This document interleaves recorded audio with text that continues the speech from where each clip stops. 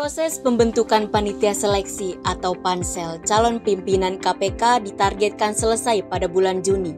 Meski masih menjadi misteri, anggota pansel akan didominasi oleh unsur pemerintahan. Tugas berat menanti, menyiapkan pengganti pemimpin KPK yang akan purna tugas pada Desember nanti. Ditetapkan dengan keputusan Presiden, benarkah ini adalah bentuk warisan Jokowi? Saksikan ulasannya dalam editorial review. Beralih ke Jawa Tengah, kasus pembunuhan kembali terjadi.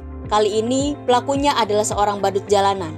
Bagaimana kronologinya? Apa yang menyebabkan kasus kriminal meningkat akhir-akhir ini? Bersama Detik Jateng, ikuti pembahasannya dalam Indonesia Detik Ini. Bersama Firman Marihot, Sansel Talk akan kembali membahas investasi. Kali ini, bagaimana cara berinvestasi tanpa uang? Lalu, komponen seperti apa yang diperlukan? Ikuti juga ulasan mendalam serta berita-berita hangat Detikcom lainnya hanya di Detik Sore. Jangan lewatkan untuk mengikuti analisis pergerakan pasar saham jelang penutupan IHSG di awal acara bersama analis investasiku. Inilah Detik Sore, edisi 15 Mei 2024. Detik Sore, gak cuma hore-hore. Hai, selamat sore Detik. Kembali lagi Detik Sore. Gak cuma hore-hore. Seneng gue kalau Afif semangat nyari kecrekan mau opening itu sibuk gitu loh dia betul, nyari. betul. Itu artinya dia bersemangat. Sampai ke pasar Impres tadi saya, ke Cipete nyari ini doang, Mai. Masa sih? Enggak. Apa kabar Mai hari ini? Ada satu lagi. Baik dong, alhamdulillah. Alhamdulillah. Mau satu lagi. Ih, Mantep. Cocok banget gantiin Onana ini mah. Kok jadi gantiin Onana sih? Onana tuh biasanya dia pinter menyapu-nyapu. Jadi itu loh, kayak apa sih menyapu-nyapu namanya? air terjun itu ya. Kirain tsunami trophy. Ternyata tsunami beneran. Stadionnya bocor. Mai apa kabar? Baru kelihatan loh, kemarin digantiin loh. masa sih? Lagi sibuk sepertinya ya. Iya, namanya juga hidup ya. Kadang sibuk, kadang sibuk banget gitu. Alhamdulillah. Alhamdulillah. Bersyukur. Bersyukur dong bersyukur. pasti. Life is goal. Life is goal. Mentang-mentang Chelsea udah peringkat berapa sekarang? Peringkat 7, yes. Kita syukuran. Oh iya, bukan kita. Tadi yang mainin kamera. Gimana perasaannya setelah Chelsea starting sih, cuman dia sempat jeblok di posisi 10 terus jadi naik ke posisi 8. Seperti yang gue bilang sebelumnya, Mai, ada 2 kata lucu sekarang. Apa tuh? Di bawah Chelsea. Buat fans MU itu lucu banget seperti ya kan? Gue tidak menyerang personal tapi ya. Liga Inggris juga lagi seru. Meme, Liga Inggris lagi seru. Iya, lagi nunggu satu match karena lagi kan. karena semalam itu City menang 2-0 lawan Spurs, golnya Haaland dua-duanya. Son Heung-min nyaris banget bikin gol ya kan. Iya, tapi gak jadi. Iya, artinya adalah di pekan 19 Mei besok hari Minggu itu penentuan. Ya kan. City itu 86 poin sekarang poinnya. Arsenal 8. Pokoknya mereka cuma selisih 2 deh kalau gak salah. 86, Arsenal 88 ya. Sorry, gue liatnya Chelsea doang. Iya, City 88, Arsenal 86. Pokoknya yang jadi dilema tadi malam itu adalah salah satunya Mesut Ozil. Kamu tau gak dia nge-tweet apa? Iya, dia nge-tweet apa bakal. Iya kan, ini untuk pertama kalinya gue akan support Spurs untuk menang. Kalau misalnya Spurs menang, gue berhenti ngolok-ngolok Spurs deh pokoknya. Baru gue buat berita di sport tadi. Oh iya, gue nonton tadi, gue baca tadi tulisan lo. Thank you, Maya. Mantap. Tapi kalau selain di Detik Sport, tentunya di detik.com ada banyak berita-berita yang hari ini tuh hangat gitu diperbincangkan. Dibalik jangan lupa. Apa? Biar gak gosong. Enggak, udah hangat ya. Iya. Gue tahu tuh jokes bapak-bapak kayak gitu tuh tahu gue, Viv ya. Karena udah banyak bergaul sama bapak-bapak sekarang. Thank you. Sesuai usia. Iya.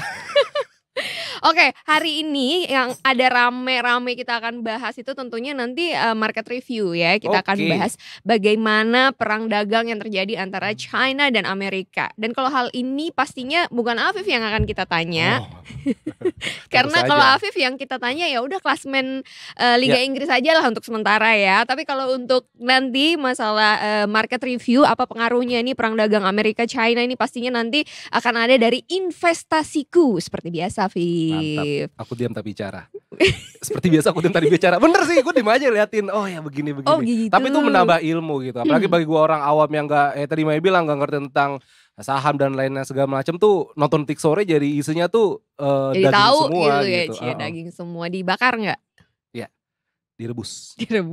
Nah selain itu juga nih ya, ada nih nanti kita akan ngobrol juga sama dari dari wakil redaktur pelaksana Detik News gitu ya. Nanti ada Mas Dani akan bergabung sama kita, itu nanti akan membahas menanti warisan Jokowi untuk pemberantasan korupsi. Karena kan KPK, karena kan ini dari ketua KPK dan juga jajaran KPK semuanya akan diganti begitu kan ya. Nah, nanti kita akan bahas apakah pergantian ini nanti akan berdampak positif begitu untuk kedepannya dalam pemberantasan korupsi di Indonesia. Terus juga nanti di Indonesia Detik ini Mai, ini ada berita yang sedikit menyedihkan sih. Ada duet maut pengamen versus manusia silver gitu yang berujung ada korban jiwa juga. Nanti kita akan berbincang dengan Mas Rofik dari Detik Jatim. Jateng, ya. Dari Detik Jateng. Tapi ngomong-ngomong kalau misalnya kita ngomongin masalah pengamen, terus juga ada manusia silver, itu kan mereka sekarang nih kayaknya di Jakarta juga masih ada aja gitu ya. Ada aja gitu kayak di lampu merah atau di beberapa titik. Sebenarnya aturannya tuh mereka masih boleh nggak sih sebenarnya berada di di Jakarta gitu ya. Ini kalau kita berbicara di Jakarta ya. Ini kan kejadiannya di Jawa Tengah kan. Karena dulu kalau misalnya mengingat juga di Jakarta tuh sempat ada yang aturan ngelarang topeng monyet. Ya kan? Iya. Jadi ya nggak tahu juga nih sekarang manusia silver dan yang tapi sebenarnya masih banyak sih. Gue di jalan masih banyak Iya kan, masih sering ketemu kan. Boneka Mampang masih ada. Masih goyang-goyang kepalanya. Tapi boneka Mampang itu iya. Iya. Dia pokoknya goyang lempar ya. Sekarang bisa salto kalau nggak salah. Ya kali berat kali salto. Tapi gue terakhir kali ngelihat boneka-boneka kayak gitu kayaknya lama banget deh, Viv. Sekarang di daerah sini kayaknya nggak ada yang main ya. Kalau mungkin ya di daerah pinggiran sih, bukan kota banget. Maksudnya kayak bilang tuh maksudnya perbatasan sama Depok gitu, sama Bogor gitu. Ada. Masih ada beberapa, masih ada. Tapi itu juga kadang jadi dilema juga ya Detikers ya. Karena kadang kita kasihan juga kan kalau misalnya ngeliat. Tapi kalau mau ngasih ya pasti ada sisi lainnya gitu. Ternyata ada jaringannya. Iya ada kan? Sisi lainnya gitu dibalik keberadaan mereka di Jakarta. Nggak cuma di Jakarta aja kan, ternyata sekarang sudah ada di mana-mana. Nanti Sunset Talk sama siapa Mai? Aduh, Sunset Talk nanti seru banget deh. Pokoknya kita akan membahas mengenai investasi tapi nggak pakai duit, Viv. Kok bisa? Nah itu dia, nanti tungguin di Sunset Talk. Apakah mungkin investasi pahala? Mungkin bisa jadi. Yang pasti bukan investasi bodong. Oh iya itu udah pasti dong. Dan kalau gak mau bodong juga nih ya, kalau kita punya berpikir mengenai investasi, kan biasanya emas itu adalah salah satu hal atau salah satu bentuk investasi yang oke lah gitu, emas gitu ya. Oke, Mbak. Tapi kalau harga emas hari ini kita lihat nih ya. Jadi harga emas hari ini keluaran logam mulia antam 24 karat pada hari Rabu 15 Mei 2024 ini mengalami kenaikan setelah sebenarnya sudah ada koreksi ya. Terjadi cukup dalam juga nih di perdagangan kemarin. Jadi harga emas hari ini tuh naik sampai Rp8.000 per gram. Wow. Di bawah level 1.332.000 per gramnya. Gitu. Jadi lu ada nyimpen emas gak atau punya tabungan emas gak? Mas Joko ada. Satu doang Mas Joko. Kurang banyak Viv. Koleksi yang banyak kalau mas-mas kayak gitu mah. Bener. Seriusan ini. Investasi lu ada gak emas? Ada. Gua kebetulan gak nabung di Pegadaian. Oh gitu. Iya, emang ada. Ada. Kok lu nanya sih? Gue yang nanya. Oh iya, ada. Emang ada. Enggak di Pegadaian tuh ada, maksudnya gue bukannya promosi ya, maksudnya ada. Maksudnya lu bisa nabung emas, bahkan sekarang di tiap bank tuh ada juga lu bisa nabung emas berapa, bahkan bisa sampai bahkan tuh cuma bisa naro 50.000 doang tuh bisa. Ya entar dapatnya 0,00000 panjang. Ya tergantung gitu. Berapa jumlah. Tergantung apa yang digantung sebenarnya sih. Enggak juga sih. Oke, nah jadi kalau kita ngomongin emas nih ya, mungkin emas ini juga masih jadi sesuatu yang kalau harganya lagi naik, ini kan pasti akhirnya jadi banyak yang jual gitu kan. Kalau misalnya harga turun nanti jadi banyak yang beli. Nah untuk satuan harga emas hari ini terkecil itu untuk ukuran 0,5 gram. Jadi yang paling kecil yang tadi kamu bilang ya 0,5 gram saat ini di angka 716.000. Setengah gram ya berarti 0,5 gram itu ya. Jadi sementara itu harga emas 10 gram itu dijualnya sebesar 12.815.000. Nah, dan sah. Dan kalau untuk ukuran emas yang paling besar 1.000 gram atau 1 kilo itu ada di angka 1.272.600.000. Beli Mae langsung. Ya elah segitu doang, Viv. Baca aja dulu. Kan boleh bermimpi tinggi-tinggi. Ya boleh. Siapa tahu nabung, siapa tahu suatu saat. Siapa tahu kita bisa berinvestasi ya kan. Bener. Tapi nanti kalau ngomong-ngomong soal investasi, pokoknya banyak hal menarik lah hari ini kalau berbicara mengenai investasi ya. Terus mau gue bacain lagi gak nih? Lanjut. Lu gak mau bacain, gak mau bantuin Masih gue? panjang itu 2 paragraf lagi. Oke. Lu gantian nih? Gantian. Oke. Jika ditarik dalam sepekan terakhir. Bukan yang itu tuh udah selesai, Afif. Oh iya, udah, okay. Next selanjutnya apa nih yang lagi? Nah lanjutnya ini yang kedua Mai, ini BPS. BPS gue ingetnya BTS itu ya. Astaga. Terlalu sorry Army. Gue lagi suka banget ya sama BTS. Gue Army ya ngomong. Oh, lu Army banget. Banget. Loreng-loreng banget. Nah BPS ini ekspor Indonesia tumbuh ekspor Indonesia tumbuh 1,72% atau setara 19,62 miliar US dollar. Jadi Badan Pusat Statistik atau BPS mencatat nilai ekspor April 2024 mencapai angka seperti tadi gue bilang atau turun 12,97% dibanding Maret 2024. Tapi naik 1,72% jika dibandingkan dengan April 2023. Oke, ini artinya berarti kalau nilai ekspor naik berarti appetite dari orang asing atau yang dari luar Indonesia nih ya untuk berbelanja di Indonesia tuh semakin tinggi, Viv. Oh gitu. Jadi kalau misalnya ada komoditas-komoditas ekspor yang mungkin di Indonesia environmentnya lagi bagus gitu ya untuk berkembang sehingga akhirnya jadi untuk ekspornya juga berpengaruh jadi bagus. Nah untuk pengaruhnya untuk mungkin komoditas-komoditas itu juga ada emiten-emiten sahamnya. Nanti kita bisa tanya sama Mbak Sheryl ya.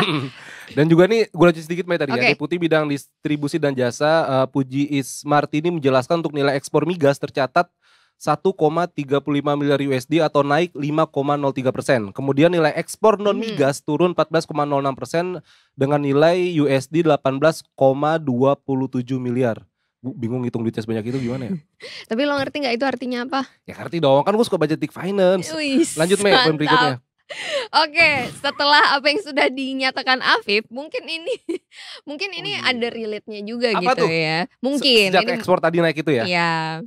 Resesi itu apa sih, Viv? Coba jelasin dulu. Nah, Maya baca dulu aja. Gue googling dulu bentar. Oke, gue bacain dulu ya. Jadi ekonomi Republik Indonesia itu disebut kebal resesi. Jadi datanya itu ya, kalau neraca perdagangan pada April 2024 ini kan surplus sebesar 3,56 miliar US dollar. Nah, itu artinya neraca perdagangan Indonesia itu kan surplus selama 48 bulan berturut-turut atau 4 tahun nih. Nah, Deputi Bidang Distribusi dan Jasa BPS Puji Ismartini mengatakan surplus terpanjang pernah terjadi selama 152 bulan berturut-turut.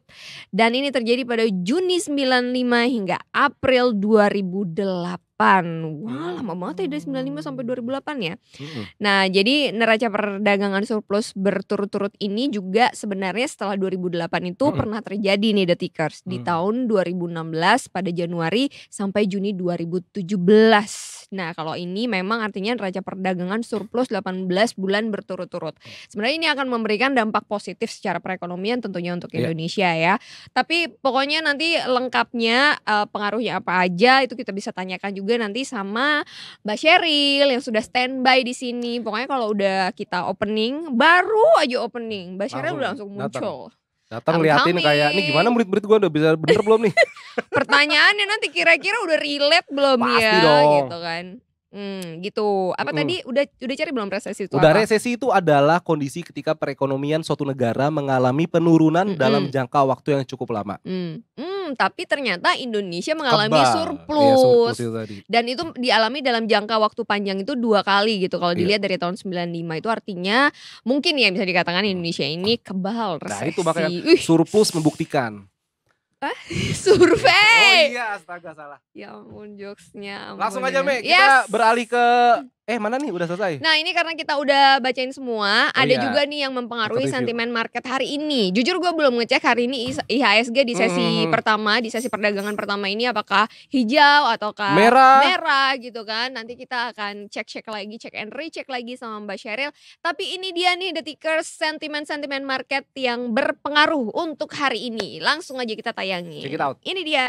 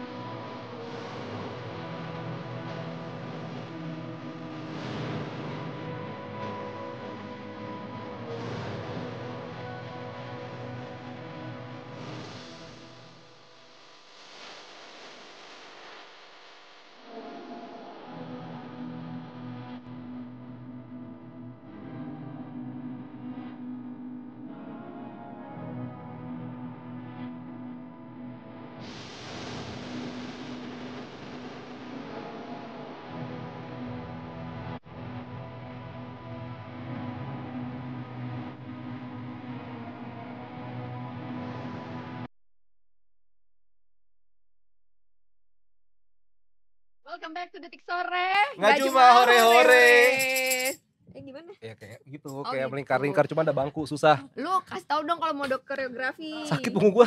Banyak gaya sih, udah umur juga, jangan banyak gaya. Mbak Sheryl, mikrofonnya boleh Nah, kita sapa dulu Mbak Sheryl. Halo Mbak Sheryl. Halo Mas, Mbak. Iya, kita udah heboh Mbak Sheryl ya. Halo Mas, Mbak. Mbak Sheryl bisa lebih heboh lagi nggak jawabannya? Tunggu, apa nggak heboh? Jangan-jangan IHSG tidak bagus nih warnanya nih. Kenapa? Ya nggak tahu kan, jangan-jangan gue mau ke situ masukin. Itu dong, bantuin, tak. Iya. Gimana, ulang. Udah ini gimana, Mbak? Kan males diajak kerja sama, susah nih. Gak tahu maksudnya kenapa nggak ini, karena kita lihat nih warnanya lagi hijau apa merah begitu. Lagi menyenangkan nih warna hijau nih ya. Tapi Mbak Sheryl, kalau misalnya kita sapa lebih heboh lagi bisa nggak? Soalnya baru masih pemanasan nih. Oke. Save the best for the last. Ya udah kalau gitu kayak cerekannya saya taruh di sini. Oh deh. gitu ya. Siapa tahu nanti pas closingnya menyerahkan tanggung jawab. Udah panas Iya. Kan katanya lagi pemanasan. Mesinnya belum panas. Ini ngomong-ngomong yang lagi panas nih Mbak, IHSG hari ini dibuka dengan semangat berapi-api nggak sih karena lagi hijau, ataukah dibukanya dengan lesu nih hari ini? Oke, memang kalau IHSG dari sesi ke-1 sampai sekarang nih hijau royo-royo nih, menguatnya 1,5% gitu ya. Sudah hampir di 7.200 ya. Memang itu ada area-area resisten yang lumayan sulit untuk dilewati. Tapi ini suatu hal yang bagus sih.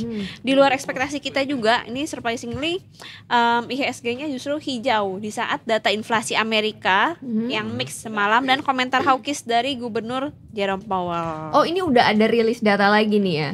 Iya, jadi semalam itu ada rilis data indeks harga produsen Amerika.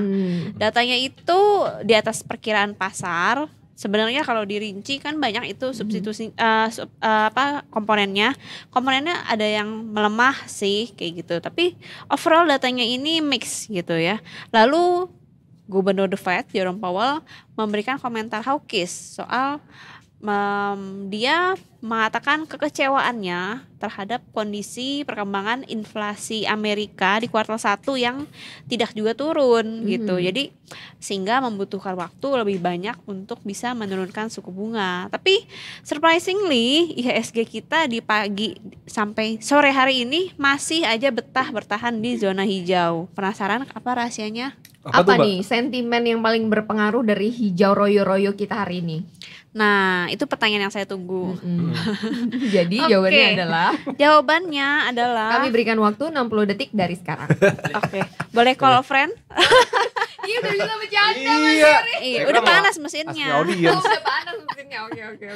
Oke, jadi rahasianya karena IHSG ditopang sama sektor bahan baku yang lagi-lagi menjadi unggulan nih. Kita lihat juga kan harga komoditas emas, logam ini lagi lanjut menguat lagi. Kita lihat juga emiten-emiten seperti TPIA, BRPT, Brand itu juga yang menjadi rahasia penguatan IHSG yang secara anomali menguat. Padahal datanya kurang bagus nih dari Amerika semalam, kayak gitu. Ini kalau ngomongin data dari Amerika ini kan Joe Biden ini kan sudah menaikkan tarif nih Mbak ya dari berbagai macam produk impor asal China kalau kita berbicara mengenai perang dagang antara Amerika China nih ya untuk hari-hari ini. Jadi ada semikonduktor, baterai, terus ada sel surya, mineral dan macam-macam lah nih ya kalau dari sektor ini gitu. Nah ini tidak mungkin kalau pengaruhnya ini tidak sesignifikan itu ya dengan perdagangan di Indonesia atau bursa saham di Indonesia. Oke, kalau ke Indonesia kita nggak terlalu berpengaruh secara signifikan sih karena kedua negara itu yang saling panas, yang saling mempengaruhi perekonomian mereka kayak gitu. Kita juga lihat di bursa Asia siang hari ini di saat bursa regional hijau, justru bursa China ini koreksi lumayan dalam, melemah 0,82%. Padahal PBOC atau Bank Sentral China tetap mempertahankan suku bunganya, di mana ini sesuai sama perkiraan pasar. Yang biasanya justru ini sentimen bagus.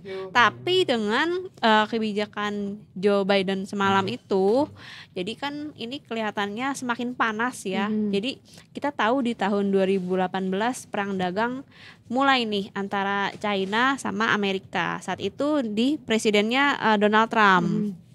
Sekarang sudah ganti presiden, yaitu Mr. Biden, tapi lanjut lagi ternyata episode perang dagangnya gitu. Jadi kita lihat memang perang dagang ini sebenarnya ya bukan hal yang baik sih gitu, karena mereka kan saling bersaing ini secara harga. Kita tahu memang barang-barang China kan luar biasa murah dan kreatif ya. Bener. Sehingga itu kan membuat Amerika yang stigmanya itu sebagai negara yang paling powerful, penuh adidaya, yang paling kuat, itu merasa wah nanti gue jadi ketergantungan nih sama China. Kekuasaan gue berkurang nih, dolar gue jadinya nggak sekuat dulu nih, kemewahan perekonomian gue nggak seindah dulu dengan adanya kemajuan China yang pesat perekonomiannya gitu.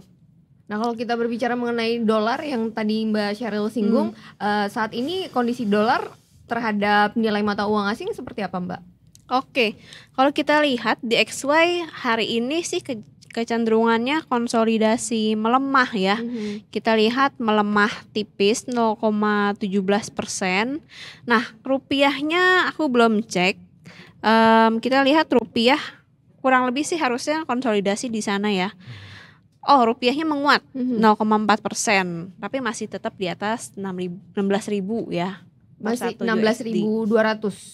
16.025. Oh 16.025. Tidak setinggi beberapa pekan yang lalu ya, ada progres yang positif sih untuk nilai tukar kita, dan IHSG kita juga udah semakin mendekati ke level 7.200 ya. Tapi kalau kita lihat sih ya tergantung nih data nanti malam. Data indeks harga konsumen Amerika yang paling sangat ditunggu sama pasar ini karena diperkirakan akan meningkat lagi-lagi. Padahal semalam komentarnya Jerome Powell, Gubernur The Fed, mengatakan kekecewaannya nih terhadap performa inflasi di Amerika yang nggak kunjung turun gitu. Jadi kelihatannya mungkin penguatan IHSG hari ini cenderung sementara sih. Kalau kita lihat masih ada ruang untuk di esok hari terkoreksi kayak seperti itu. Nah kalau kita menantikan apa yang terjadi di bursa saham kita besok, mungkin kita harus cek juga ya Mbak ya, karena ini udah jam 4 lewat sedikit ya. Mungkin hari ini bisa dicek atau kita dianalisa, analisisnya seperti apa gitu penutupan. Gue suka diomelin sama Edo kalau gue bilang analisa. Kenapa emang? Harusnya analisis katanya. Analisis, iya sih. Kayak orang kayak optimistis juga tuh kan beda sebenarnya. Ada kata benda, ada kata kerja kan. Kita langsung kedatangan ahli bahasa di sini. Ya, langsung saja. Enggak ya, ini karena gue mengingat gitu. Akhirnya kalau misalnya kita lihat di penutupan perdagangan hari ini, analisis dari Mbak Sheryl apa? Apakah sudah dicek? Oke, iya. Jadi kita lihat sektor penopang hari ini ya bahan baku bahkan menguatnya sudah di atas 2% ternyata. Kalau kita lihat memang ini dari grup-grupnya Barito ya yang menguat nih, saham-sahamnya Brand, TPIA dan teman-temannya. Oke. Terus lalu sektor kedua yang menguat paling signifikan nih sektor keuangan, menguat 1,23%. Pengaruhnya dari mana itu Mbak kalau sektor keuangan? Apakah dari yang tadi berita yang kita bacain mengenai Indonesia meskipun resesi tapi kebal nih gitu? Dengan racanya surplus tadi surplus terjadi lagi dari 2019 ya sampai tahun berapa tuh tadi tuh? Pokoknya naik terus nih 48 bulan beruntun. Nah itu. Iya. Jadi kita lihat sebenarnya dari awal pekan ini di dalam negeri kita, domestik itu memang banyak sekali sentimen positif. Hari ini soal neraca perdagangan. Lalu kemarin ada soal penjualan retail yang rekor. Jadi banyak sebenarnya sentimen positif di dalam negeri. Tapi kemarin masih tertutup sama awan mendung dari kekhawatiran soal data inflasi Amerika gitu. Tapi ternyata sentimennya berhasil kembali positif, kembali menguat ya. Kita lihat memang kan kemarin pelemahan saham-saham big banks itu udah sangat signifikan dalam beberapa pekan terakhir. Jadi saat dilihat market sudah lumayan kembali risk on, dalam artian sudah kembali mengambil resiko, karena kan kita lihat indeks Amerika semalam dari yang sesi satunya itu merah, lalu menjelang closing bahkan jadi hijau, royo-royo gitu. Nah kita lihat dari situ parameternya bursa saham global kembali risk on. Jadi efeknya ke IHSG juga gitu. Nah, IHSG kita? Iya, ke indeks saham kita. Jadi saat indeks sentimen positif ke bursa saham global, pasti yang diincar itu ya saham-saham yang lagi ada sentimen positif, kayak sektor bahan baku yang harga komoditasnya lagi naik, lalu sektor keuangan seperti itu, Mbak. Tapi kalau kita lihat memang dari 11 sektor ini mayoritas nih menguat. Cuma tersisa 2 sektor aja yang masih di zona merah, yaitu sektor properti dan industrial. Gitu. Berarti ini top gainer kita ini dari sektor energi, bahan baku. Bahan baku ya, Mbak. Bahan baku. Energi juga masih menguat, tapi tipis sih, energi menguat 0,1% saja gitu. Kita lihat kayaknya energi lagi capek, gantian ke bahan baku. Dulu, iya, gantian. Iya, gantian energi. Ini apa namanya? Sugar Sekuat macan ya. Tapi properti itu maksudnya ini Mbak apa jual beli properti itu lagi turun berarti atau bagaimana tadi? Ya, Mbak. Oh, ini soal kinerja sektor properti, sektor saham properti, saham-saham properti. Saham properti, oke. Iya. Jadi top losernya ini hari ini adalah dari properti ini. Iya, dari sektor properti. Tapi sebenarnya kita lihat sektor properti kan dalam beberapa hari terakhir juga sudah menguat ya. Jadi ini koreksi yang wajar aja sih, karena juga nggak terlalu signifikan, hanya 0,5%-an gitu. Jadi itu memang ayunan pasar yang biasa aja naik turunnya, jadi nggak signifikan gitu. Mbak, kalau kita kembali berbicara mengenai resesi yang terjadi di Indonesia, tapi dengan rilis data bahwa Indonesia itu kebal resesi, apakah ini artinya appetite dari orang asing atau investor asing itu cukup tinggi ke Indonesia, dan apa aja nih komoditas-komoditas yang menjadi incaran? Oke, sebenarnya kalau soal Indonesia probabilitas resesinya itu sangat kecil, ya kuncinya karena masyarakatnya gemar berkonsumsi. Konsumtif ya? Iya, konsumtif, suka healing ya, shopping, suka healing, shopping, apalagi kalau di ekosistem CT Corp. Waduh, harus itu mah. Ekosistem CT Corp mah semuanya udah bisa muter ya. Karena dari shopping, traveling, spending, dapat MPC point, terus bisa diinvestasikan lagi ke ya. Investasiku. Oke, balik lagi ke resesi. Nggak apa-apa Mbak Sheryl, kita kasih waktu untuk promosi. Nggak apa-apa, lanjut. Oke. Nah, soal resesi, karena kan kuncinya kita dikonsumsi ya. Beda dengan negara-negara seperti kadang Jepang, China yang konsumsinya bahkan sempat kemarin China itu deflasi, bukannya inflasi, penurunan gitu ya. Kalau kita memang gemar bertransaksi, gemar konsumsi gitu. Jadi ekonomi ya berputar terus. Jadi sebenarnya kalau kita punya teman yang suka shopping, asalkan shoppingnya nggak pakai uang kita ya. Jangan minjem ya. Iya. Itu sebenarnya kita harus bersyukur, itu positif juga sebagai pahlawan perekonomian, karena kan ekonomi jadi berputar. Iya benar. Berarti besok kalau ada bang paket ke rumah gua, bang, you're my hero bang. Oh, ini bukan bini lo nih yang suka jajan. Lo ya? Iya. Ya ampun. Bukan dasar belum paket, gue langsung sambut karpet merah ya kan, langsung rebana. Oh ya bang, you are the best bang. Nah, jadi kalau istrinya mau belanja tuh jangan ditahan-tahan. Gak apa-apa, kasih aja. Iya. Yang penting uang belanja nambah ya. Nah itu juga bikin pusing perekonomian kantong saya kalau itu. Tapi memang kalau kita berbicara mengenai perputaran ekonomi di Indonesia, memang tipikal spendingnya orang Indonesia sama dibandingkan ya yang sering kita bahas tuh waktu itu adalah bagaimana orang-orang Jepang kalau di Asia mungkin Jepang, kemudian China. Tapi surprisingly China itu ternyata mengalami deflasi karena mereka lebih banyak produksi barang yang diekspor begitu ya, dengan pembelian dari mungkin mostly dari Indonesia kali ya Mbak ya. Jadi kalau China waktu itu sempat terjadi deflasi karena waktu itu kan waktu terjadi pandemi dia yang termasuk yang paling parah ya.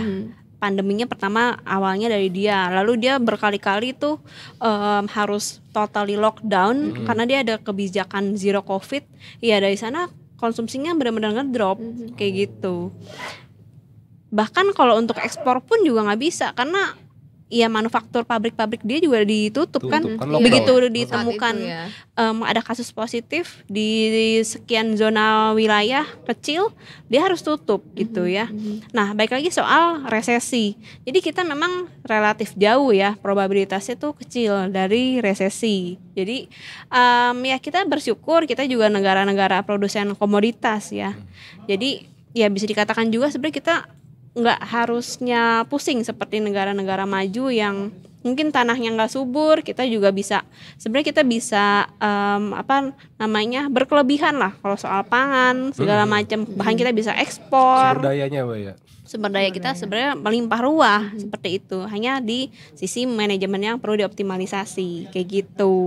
Nah kalau kita berbicara lagi mengenai emiten-emiten saham nih, yang kan tadi sudah Mbak Sheryl katakan bahwa ini ada secara sektoral mana aja yang menguat gitu ya. Nah untuk besok dan menjelang akhir pekan ini kalau misalnya kita mau untuk dapat profit taking harian nih Mbak, yang seru apa nih, yang oke nih saat ini? Oke. Kalau kita sih kita sangat mencermati banget ya, nanti kan malam ada data inflasi Amerika, lalu ada komentar dari para pejabat The Fed lagi, lalu ada data pertumbuhan ekonomi zona Eropa. Kalau kita lihat sih mungkin kita akan lebih memilih saham-saham defensif yang produk-produk dari kebutuhan pokok ya. Mungkin kayak dari sisi kesehatan, lalu dari konsumen primer. Karena kalau untuk sektor properti, teknologi, misalnya nanti nanti malam itu kurang bagus, biasanya akan terpukul paling signifikan. Tapi berlaku juga sebaliknya, kalau datanya ternyata positif, mereka bisa rally. Tapi selengkapnya ya bisa tunggu aja report kita besok. Ini yang benar-benar ditunggu-tunggu ya Mbak ya. Ini rilis data lagi yang akan dikeluarkan gitu. Tapi ada prediksi nggak Mbak kira-kira apa nih yang akan disampaikan nih nanti? Oke. Memang kalau dalam 1 bulan kan pasti ada aja ya secara rutin tuh rilis data-data ekonomi dari Amerika, dari kita sendiri, Indonesia.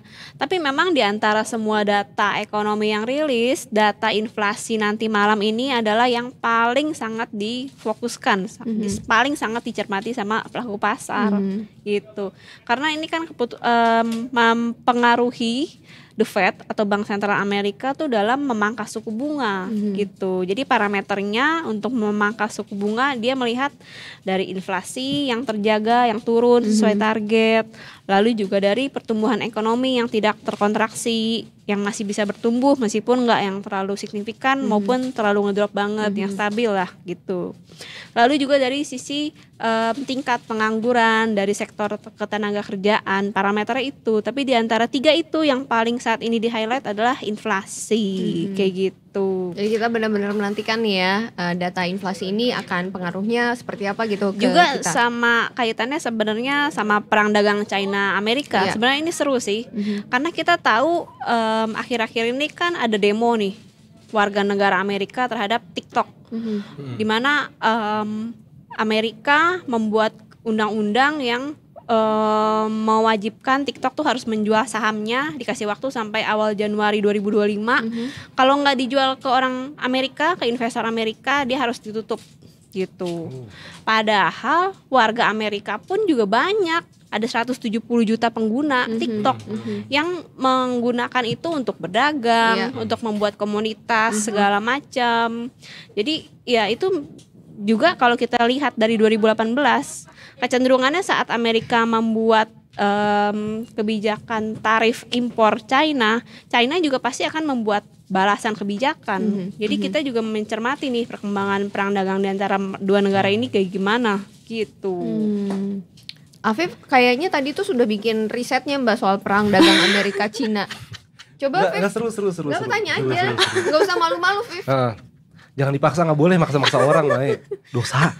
Ya serius tanyaannya itu apa tadi yang udah bikin pertanyaan, Mbak? Edo tadi ini katanya. Oh, ini Pak, Edo, ini Edo. Oh iya siap. Oh, Mei aja yang nanya. Oke, Pak, gitu. Gue.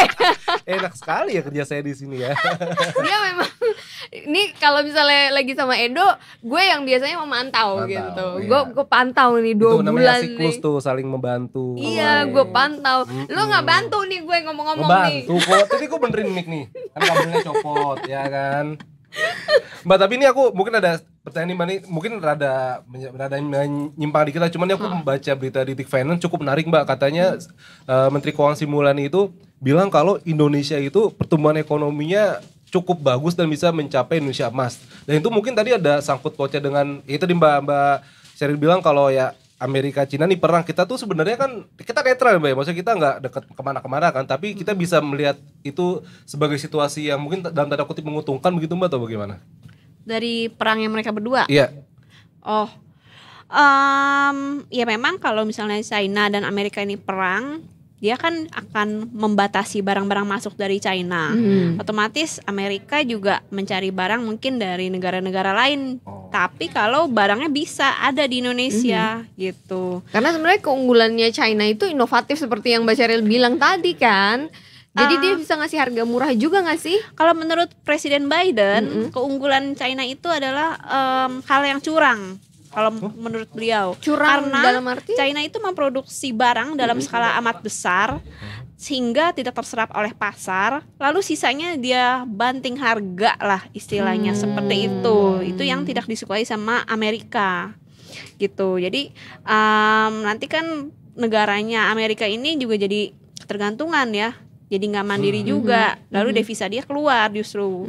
Padahal mungkin barang-barangnya ya ada di Amerika, misalnya kayak masker, alat-alat apa kesehatan. Jadi mau memang memprioritaskan produksi dari Amerika dulu kayak gitu. Soal Indonesia emas ya, kemarin kan untuk kuartal 1 Ibu Sri Mulyani kan mengatakan Indonesia itu pertumbuhan ekonominya akan di atas 5%. Dan itu benar tercapai. 5,1%, Mbak. Iya. Dan memang juga nggak hanya Bu Sri Mulyani, banyak pihak nih yang optimis banget gitu sama pertumbuhan ekonomi Indonesia, nggak hanya dari domestik tapi dari lembaga-lembaga survei global juga melihat Indonesia itu bisa tumbuh di atas 5% untuk full year 2024 ini gitu. Ya balik lagi ke konsumsi sih, kita ditopang sama itu. Bersyukurlah kita kalau kita hobi belanja. Kalau berbelanja gitu ya. Jangan karena larang-larang lah. Ya janganlah dilarang-larang, bebasin aja. Tapi ingat apa yang Mbak Sheryl selalu bilang tuh, kalau misalnya kita dapat ya let's say penghasilan kita harus ada yang disisihkan buat investasi juga. Tapi investasi itu kan kalau kita lihat dari skala prioritasnya after kebutuhan primernya terpenuhi pastinya ya. Betul. Jadi harus ada disisihkan. Oke. Thank you so much Mbak Sheryl untuk ngobrol-ngobrolnya hari ini, sudah memberikan pencerahan pada kita, karena sejujurnya kita juga nggak cerah-cerah banget gitu ya. Jangan terlalu gitulah, Mbak.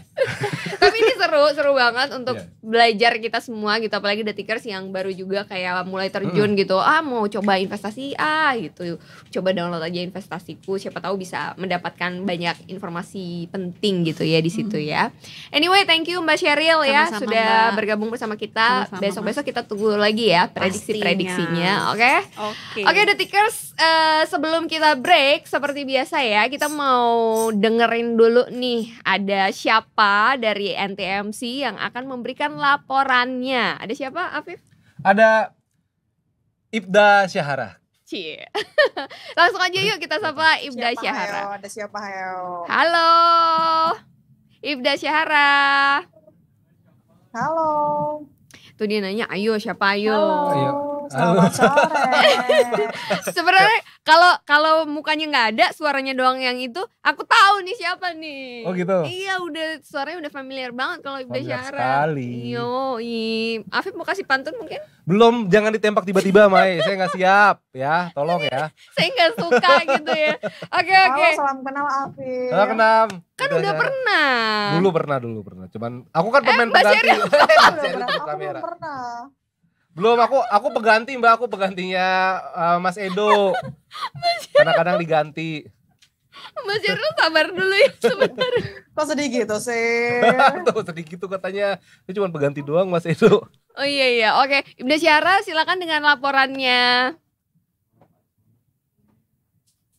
Oke, terima kasih rekan-rekan di studio dan selamat sore Detikers dengan saya Ibda Syahara dari TMC Korlantas Polri. Pada saat ini saya sedang berada di kawasan Taman Dewa Ruci Bali, yang mana pada saat ini untuk kondisi arus lalu lintasnya sendiri jelang pelaksanaan KTT WWF ke-10 yang akan diselenggarakan tanggal 18 Mei 2024 mendatang. Untuk saat ini kondisi arus lintasnya masih terbilang kondusif lancar dari berbagai arahnya, meskipun sudah tampak terjadi peningkatan volume arus kendaraan yang terjadi karena memang kawasan ini merupakan selain tempat pariwisata juga personel dari wilayah maupun dari gabungan dari TNI maupun Polri juga sudah banyak yang berdatangan untuk melakukan pengamanan menjelang pelaksanaan KTT WWF ke-10 mendatang.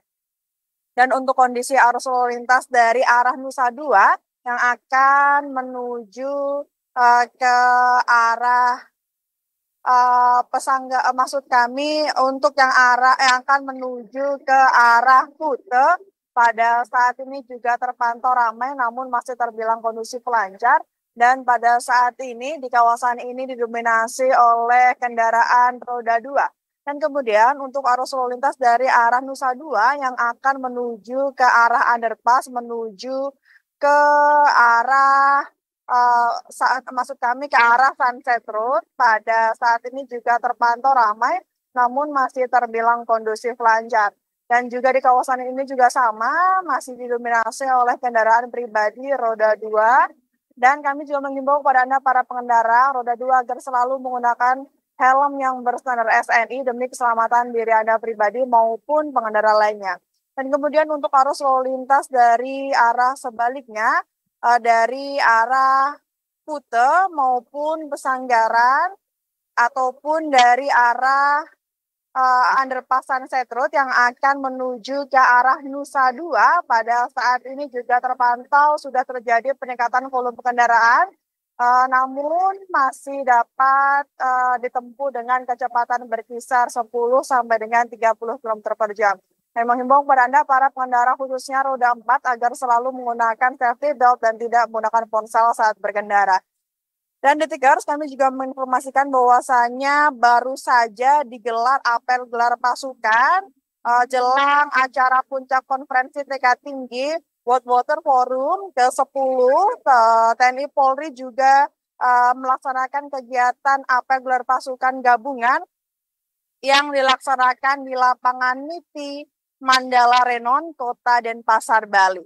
Apel dipimpin langsung oleh Kabaharkan Polri, Komjen Pol, maksud kami Komjen Fadil Imran selaku Kepala Operasi Puri Agung. Dan kemudian Polri telah menggelar operasi kepolisian terpusat Puri Agung 2024 selama 10 hari mulai dari tanggal 17 Mei sampai dengan tanggal 26 Mei 2024. Dan Detikers, penyelenggaraan konferensi tingkat tinggi KTT WWF ke-10 ini yang digelar pada tanggal 18 sampai tanggal 24 ini Korlantas Polri sudah menyiapkan beberapa rekayasa lalu lintas yang akan diterapkan pada saat menjelang maupun pada saat pelaksanaan kegiatan KTT WWF mendatang.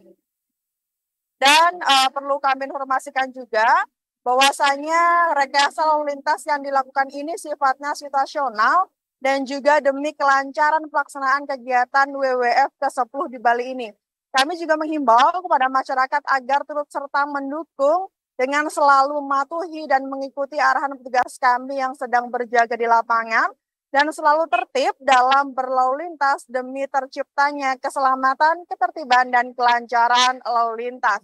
Kami juga menghimbau kepada Anda, para pengguna jalan, agar selalu mematuhi rambu-rambu lintas, serta tetap bersabar saat menunggu antrian kendaraan demi keselamatan diri Anda pribadi maupun pengendara lainnya. Dan Detikers, bagi Anda yang ingin mengetahui seputar informasi arus lalu lintas terkini, Anda juga dapat menghubungi pelayanan call center kami di 15669 ataupun di SMS Center di 9119. Stop pelanggaran, stop kecelakaan, keselamatan untuk kemanusiaan, Indonesia tertib, dan salam presisi. Demikian Ibda Syahra melaporkan kembali bersama dengan rekan-rekan di studio, silakan. Ke kantor Pak Camat pinjem batu bara, tetap semangat Ibda Syahra. Belum bilang cakep. Cakep, iya bilangin cakep dulu lupa. Terima kasih. Terlalu bersemangat. Saya deg-degan. Tadi saya mau bikin patung gombal tapi takut kena tilang. Aduh, jauh. Ibda Syahra di Bali nggak mungkin nilang Afif. Terima kasih Ibda Syahra atas informasinya. Yes, thank you. Semoga di Bali tugasnya lancar-lancar ya. Habis liburan. Habis itu sambil liburan, betul banget. Lama loh Ibda Syahra di sana. Apa? Lama sampai tanggal 26 ya Ibda Syahra ya? Iya, sampai selesai pelaksanaan. Tanggal 26, wah pas banget tuh, 28 gajian langsung kita liburan ke Bali. Kita. Oke, thank you Ibda Syahra untuk laporannya. Nanti jelang jam 5 kita ngobrol-ngobrol lagi ya. Salam presisi. Salam presisi. Oke. Masih ketemu lagi nggak ya? Masih dong. Jangan gitu dong, ketemu dong. Oke, thank you Ibda Syahra. Maksudnya biasanya sesi 2 bukan aku lagi. Oh gitu. Siapa yang berani? Ini Ibda Syahra mau langsung tak sesi 2 pokoknya. Yo. Oke deh, kalau gitu kita tunggu siapa nanti yang akan melaporkan ya. Thank you Ibda Syahra. Salam presisi. Bye-bye, selamat bertugas. Oke, itu dia laporan dari Bali. Mbak Sherin mungkin mau liburan ke Bali dalam waktu dekat ini? Mau sih, tapi nggak bisa. Kita itu pas semua orang juga sama Pak. Ya, kita juga mau, bisa, tapi duitnya enggak. Oke deh, kalau gitu kita akan balik lagi after the break, tetap di Detik Sore. Nggak cuma Hore. dia lupa pakai track.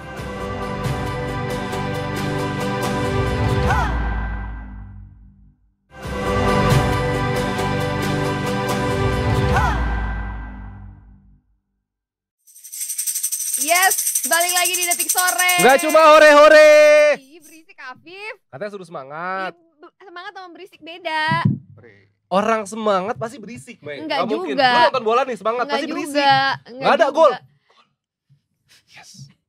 Nggak mungkin. Ya nggak kayak gitu, tapi nggak berisik, menyenangkan didengarnya. Oke, gue diem aja.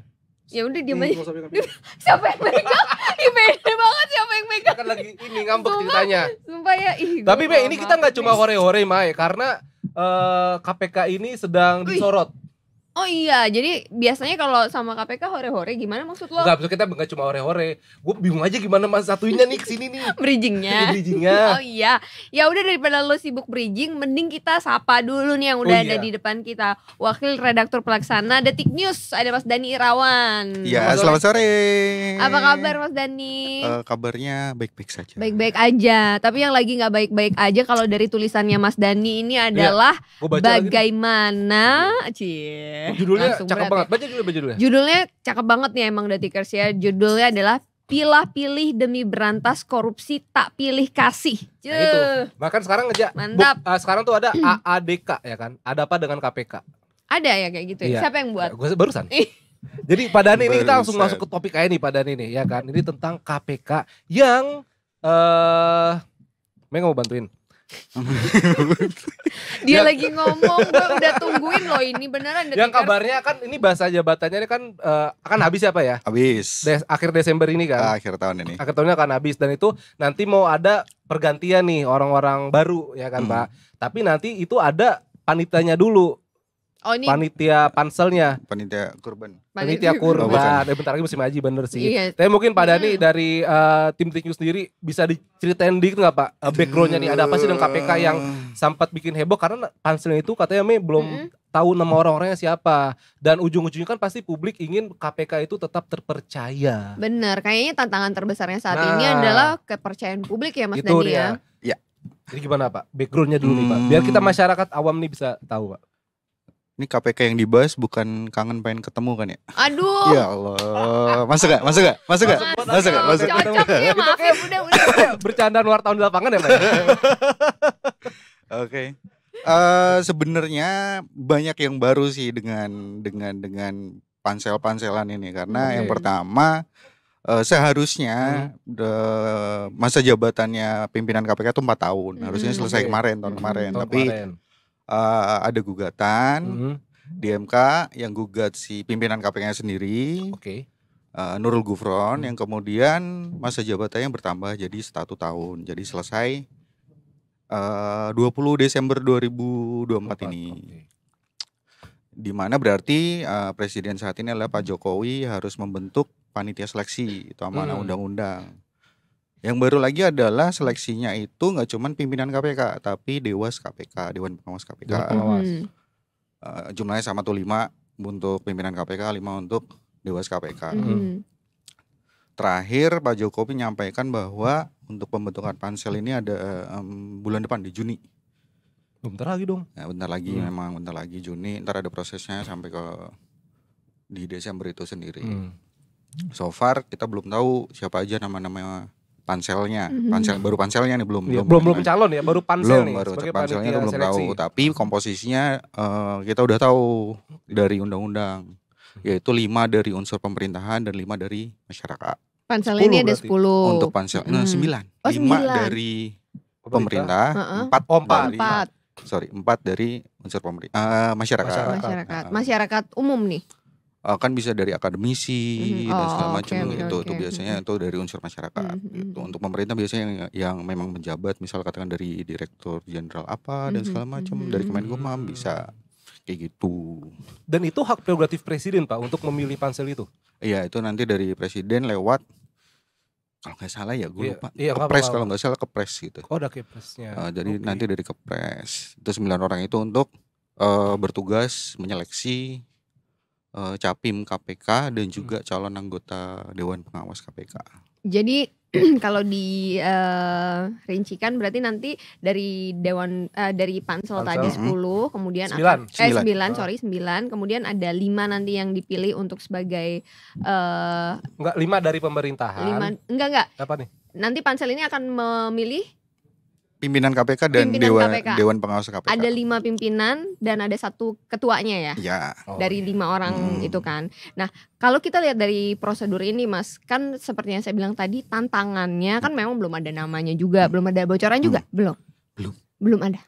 Sejauh ini sih belum. Sama sekali belum ada bocoran. Karena emang lagi baru banget gitu kita muncul untuk penentuan panselnya dan dari pemerintah juga belum ada muncul nama-namanya, tapi udah ada dorongan dari publik sih udah lumayan masif gitu, iya. Karena emang ya KPK lagi gitulah ya gitu. Nah ini lagi gitu itu tuh kan kayaknya artinya banget loh. Lagi gitulah ya.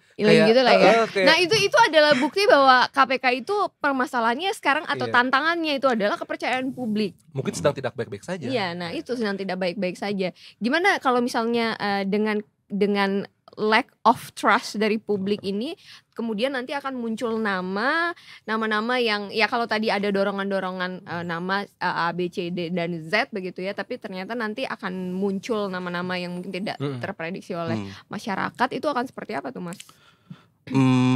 Yang pertama memang lack of trust itu bisa dilihat dari survei-survei terakhir, di mana emang sejak revisi UU panjang nih kayak ceritanya. Enggak apa kita dari 9 hari. Enggak apa-apa Mas, kita KPKD hari ini kita. KPKD. Ini apa namanya banyak lah, di mana ya paling kentara sendiri lah, kayak misal mantan pimpinannya sendiri melakukan korupsi, sedang berstatus sebagai tersangka saat ini gitu kan. Kemudian jadi semakin menurunkan kepercayaan publik terhadap kinerja KPK. Berarti nama-nama yang nantinya akan memilih siapa yang jadi pimpinan berarti harus jadi sorotan gitu. Iya. Ya dong gitu. Misal katakan orang akan melihat siapa yang akan menyeleksi nih gitu. Iya. Nantinya ketika di bulan Juni itu Pak Presiden akan menentukan 9 nama tersebut. Setelahnya itu pendaftaran dibuka sekitar 14 hari kerja. 14 hari kerja. Nah setelah itu ada 1 bulan untuk tanggapan dari publik gitu. Jadi si pansel ini akan menyerap aspirasi dari publik nih. Oh ini gue kenal nih orang nih, kagak beres nih gitu. Ini orang bagus dan segala macam gitu. Ya. Kayak gitu. Untuk proses-proses seleksi ya, proses wawancara dan segala macam itu akan makan waktu. kalau kita misal katakan ada berapa ratus orang mendaftar akan diperas jadi bukan diperas duitnya ya tapi di apa sih diseleksi akan jadi 100 misalkan jadi 50 dan segala macam sampai ke tangannya Pak Presiden itu biar pansel akan bawa let's say 20 orang lah. Karena dibutuhkan 10 kan. Let's say 20 untuk kemudian dari presiden dibawa ke DPR. Ntar di fit proper test di DPR gitu. Dari DPR ntar akan dipilih 10 itu untuk pimpinan KPK, 5 untuk pimpinan KPK dan 5 untuk Dewan Pengawas KPK gitu. Terus baru dilantik. Oke, Mas, terus ini kan nanti ketua KPK atau seluruh jajaran yang akan diganti ini saat ini kan akan bertugas untuk 4 tahun ke depan begitu kan? 5 tahun ke depan.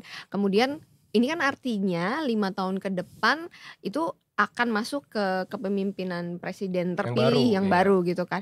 Adakah nanti pemilihan karena itu kan adalah hak prerogatif presiden ya. Adakah nanti pengaruhnya atau pengaruh dari mungkin ada masukan-masukan atau apa gitu dari presiden terpilih untuk pemilihan ini? Justru menariknya di sini karena begini. Kenapa sebelumnya masa jabatan pimpinan KPK itu 4 tahun gitu kan agar tidak beririsan dengan 5 tahun kekuasaan presiden sebelumnya adalah 4 tahun. Agar tidak beririsan dengan konstelasi politik ya. Niatnya adalah seperti itu. Makanya ketika kemudian jadi 5 tahun kan jadi perbincangan pada saat itu. Terus kemudian kenapa menariknya sekarang adalah di mana nantinya presiden terpilih adalah Bapak Prabowo Subianto itu akan dilantik pada 20 Oktober 2024 dan pimpinan KPK itu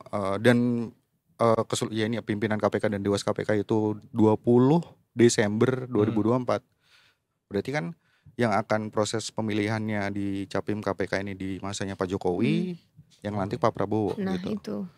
Ya ini menariknya maksudnya jadi salah satu sorotan kenapa karena di masanya Pak Jokowi kan pemberantasan korupsi jadi PR gitu, jadi PR besar gitu.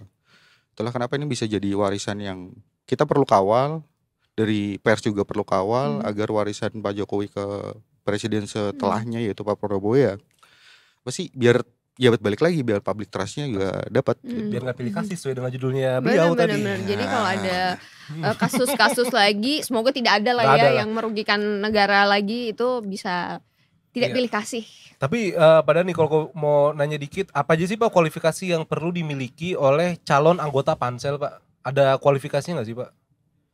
Syarat secara administratif tuh ada di di UU juga. Cuman yang jelas yang secara normatif ya berintegritas segala macam gitu.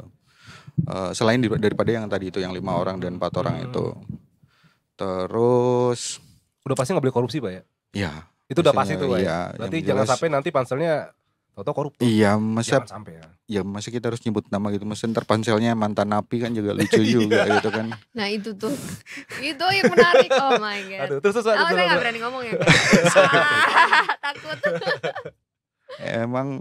Emang ya dilematis gitu. Karena cuman kadang yang jadi concern juga adalah karena saking apatisnya publik terhadap KPK jadi kayaknya takutnya tuh udahlah bodo amat gitu loh. Nah, iya benar. Gitu. Sedangkan ini jadi hal yang perlu gitu. Mungkin orang akan lebih peduli dengan maling kotak infak atau apa gitu. Tapi sama maling negara kayaknya paling cuma dihujat di medsos gitu kan. Iya, udah selesai, lupa. Iya, padahal tuh duit lu juga gitu. Itu dia makanya.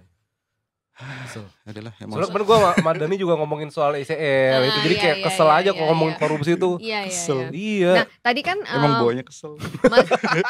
Mas Dani tadi kan sudah menyampaikan juga bahwa nanti setelah penentuan kemudian ada 1 bulan itu spare untuk tanggapan publik ya Mas ya. Nah prosedur untuk tanggapan publik itu seperti apa dan responnya nanti balik ke publiknya atau outcome-nya gitu ke publik nanti akan seperti apa Mas? Ini sambil mengingat-ingat 5 tahun yang lalu sih sebenarnya saya dulu juga ngikutin proses. Tapi nanti ketika pada saat pansel Capim terpilih, Pak Jokowi menentukan pansel Capim ini semuanya open, dia punya punya situs dan segala macam, jadi siapa yang daftar segala macam, bagaimana track recordnya itu ada di situ semua gitu. Transparan lah Pak ya. Iya, jadi sebagaimana birokrasi pemerintah sih biasanya. Jadi masukan dari publik akan tersalurkan lewat situ gitu.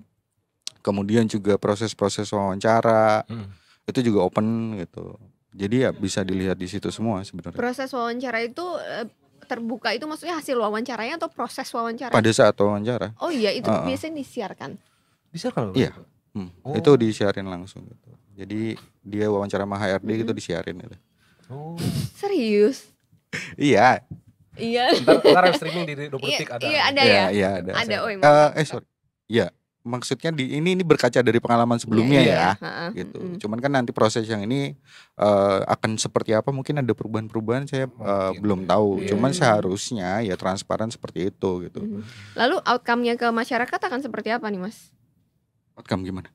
Jadi misalnya nih masyarakat sudah memberikan tanggapan gitu ya. Kemudian sudah diolah mungkin data-datanya. Nah, mungkin ada data yang ini oke bisa diambil. Nah, outcome ke masyarakatnya akan seperti apa? Apakah misalnya nih ada laporan kayak si A seperti yang tadi Mas Dani bilang, si A itu saya kenal nih begini track recordnya gitu. Contoh yang paling gampang adalah ketika misal katakan yang mau nyalon ini pejabat publik gitu, di mana dia diwajibkan untuk melapor harta kekayaan, publik bisa ngecek. Oh iya. Dia ini rajin nggak sih laporinnya dan segala macam gitu. Terus itu bisa jadi masukan ke pansel gitu. Toh juga kalau kemudian panselnya ngaco, sekarang jari netizen lebih galak gitu dibanding hal-hal yang lain. Jadi saluran-saluran yang kayak gitu menurut saya sih lebih penting agar ya kita sama-sama mengawal bagaimana agar pimpinan KPK ini dan Dewas KPK lebih bertaji. Bahasa gue ini banget. Gak apa-apa. Detikers mah kayaknya kebanyakan ngobrol sama Pak Jati kayaknya jadi kayak begini Mas. Ada Jati wartawan Detik News juga. Bahasanya mendayu-dayu gitu. Mendayu-dayu. Tapi memang Pak kalau misalnya gue sih bertanya kayak korupsi tak pilih kasih gitu. Karena memang tadi Pak juga bilang di era 2 periode Jokowi ini kan memang ada banyak kasus korupsi yang merajalela begitu kan Pak. Dan mungkin kalau Pak Dani sendiri berarti dari kacamata Detik News gitu Pak, seperti apa sih Pak kinerja KPK selama 5 tahun belakangan ini lah, atau 2 periode Jokowi lah? Gini, seringkali ini dari based on pengalaman juga sih gitu, karena dulu saya juga di KPK. Iya gitu. Betul. Pimpinan KPK tuh seringkali dalam tanda kutip menyudutkan wartawan dengan wartawan maunya beritanya yang heboh mulu, penindakan gitu. Kalau pencegahan nggak mau gitu. Oke. Kurang seksi katanya bilang gitu kan. Nah, sedangkan yang tampak di publik yang ketika lu kerja ya di situ gitu. Iya. Nah, dari misal katakan kalau kita ngomongin kuantitas gitu, kuantitas ya KPK dikenal sama apa sih, OTT gitu. Iya. Kalau dari kuantitas sudah menurun jauh. Gitu. Oh gitu. Saya lupa di tahun berapa ya, di tahun 2017 atau 18 itu ada 30 kali OTT. Oke. Kalau tahun ini tuh baru dalam 1 tahun. Terus itu jumlah tuh terus menurun sampai tahun ini tuh cuman sekitar belum sampai hitungan jari tangan kayaknya gitu. Kebanyakan korupsi kalau gitu dong. Iya bagus ya. Bagus gitu. Banget. Wow. I love it. Itu secara kuantitas gitu. Ya memang mungkin ya dua sisi mata uang pada akhirnya kan kita bisa ngelihatnya bagus dong nggak ada OTT segala macam. Tapi ketika publik melihat tapi kok proyek yang ini nggak kelar-kelar ya. Lalu secara realitanya akhirnya banyak gitu kan yang dipertanyakan. Tapi kok nggak ada OTT gitu ya. Jadi dan ditambah juga dari yang rame malahan internalnya sendiri, KPK-nya sendiri gitu, pada ribut sendiri gitu. Jadi publik lihatnya lu bukannya kerjaan nangkap koruptor malah ribut sendiri sih rumah tangga. Gitu. Ada udang di balik KPK berarti. Di balik bakwan lah udang. Oh iya, kali aja sih. Aduh nih berbahaya juga omongan kita. Iya. Takutnya curhatnya kepanjangan nih, kan ada beberapa yang off the record mah. Itu curhat di mama aja lah. Iya, Mama. Tapi kalau boleh memberikan kritik kinerja untuk KPK, apa aja nih Mas sekarang yang paling disoroti? apa ya? Pertama yang jelas benerin dulu bagaimana pimpinan ini ketika berada di publik gitu. Maksudnya yang terbaru sendiri ada pimpinan yang membantu sedang di sidang etik oleh Dewan Pengawas KPK karena diduga membantu mutasi ASN. Yang bersangkutan sendiri menyampaikan bahwa ini tidak melanggar peraturan dan segala macam gitu, karena saya juga nggak orang yang saya bantu ini bukan terdakwa atau apa gitu, bukan ada urusan kasus lah gitu. Walaupun pada ujungnya sekarang lagi ngurusin kasus Kementan itu CSIL. Cuman maksudnya sikap-sikap seperti itu tuh gini, emang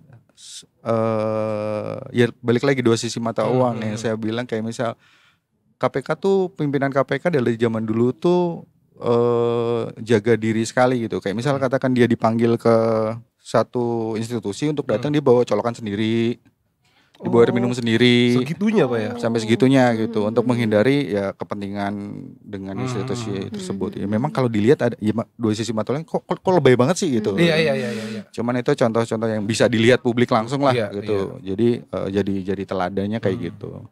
Sedangkan yang sekarang kok kayaknya agak jauh gitu. Standarnya jadi turun. Kemudian pimpinannya juga ada yang jadi tersangka. Satu udah cabut duluan, tapi si Lili Pintauli itu udah.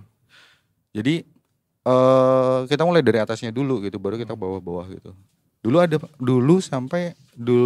ketika saya di KPK juga ada dapat cerita, ada seorang pegawai yang kena etik karena mencet tombol lift tuh pakai kaki gitu. Ya kayak gitu juga kena etik juga gitu. Teguran dan segala macam. Disiplin sih itu. Ya, gitu. Ya pakai kaki. Itu kan gitu. beda cerita ya kalau di rumah ya. Dan itu bukan kepentingan publik gitu. Iya lagi. Iya kan? Iya, jadi ya emang segitunya. Kadang kok lebih banget sih itu. Tapi ya, itu disiplin, maksudnya ya menjaga itu marwah kedisiplinan itu. Kok bisa ada orang yang melakukan itu gitu loh. Jangan ke gue ngeliatnya. Kalau sekarang yang kita lihat justru malah pegawainya meres, macam itu malah di internasional rutanya ada pungli. Dalam tanda kutip sempat dilemahkan kan Pak, beberapa tahun belakangan ini kan? Atau melemahkan diri sendiri juga nggak tahu. Wah ada, saya nggak ikutan. Nggak ikutan kok dari tadi.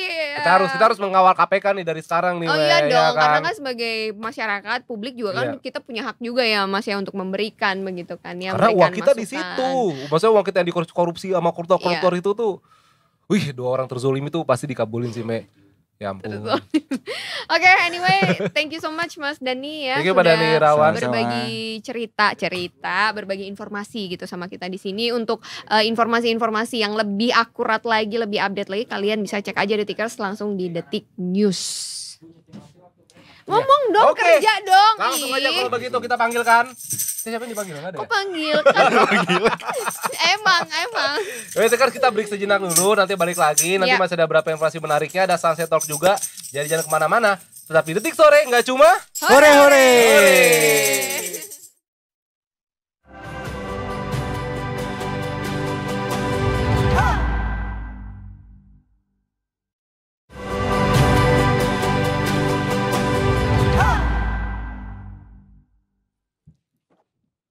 Welcome back to Detik Sore, nggak cuma hore-hore. Kok sibuk di bawah kolong ada apa ya? Kabel. Oh, Oke, ini guys, caper ya, biar kelihatan kerja gitu. TP. Apa tuh TP? Tebar pesona. Ya Allah, jadul sekali istilahmu, Pip. Kita langsung ngapain nih hari ini nih? Sekarang nih. Bebas lah kita mau ngapain aja. Oke, kita mau nyapa dulu nih. Mas Ahmad Rafiq seperti biasa dari Detik Jateng. Kita sapa dulu. Halo, selamat sore Mas Rafiq. Halo, selamat sore Mbak Mei, Mas Rafiq. Wih, rapi sekali hari ini. Mas Rafiq apa kabar? Tim Detik Jateng apa kabar? Baik juga Mas Rafiq. Alhamdulillah ya.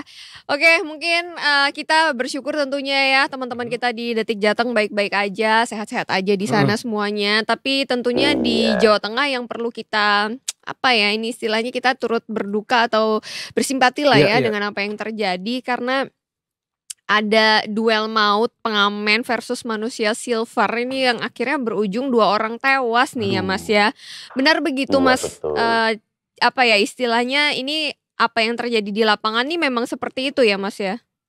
Iya, itu apa namanya, awalnya itu kan juga apa, untuk kasus ini agak ini ya, memang kasus kriminal ya, yang menjadi perhatian masyarakat di Jawa Tengah, di pemberitaan Detik Jateng kemarin ketika ada apa namanya tragedi perkelahian antara 2 pengamen versus manusia silver dan badut ini. Jadi memang ya ini karena ada banyak aspek yang harus apa ya perlu butuh perhatian, baik aspek hukum, aspek sosial kan semacam itu.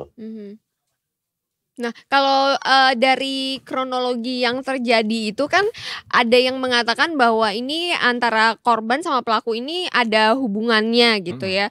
Ini hubungan seperti apa nih Mas antara pelaku dan korban ini? Iya, jadi pas awal terjadinya itu kan Selasa malam Mbak Mai. Jadi memang sempat apa ya masih informasi simpang siur ketika ada perkelahian dan berakhir 2 orang tewas itu sempat apa namanya ada informasi bahwa itu duel antara 2 orang sama-sama mati gitu kan, semacam itu.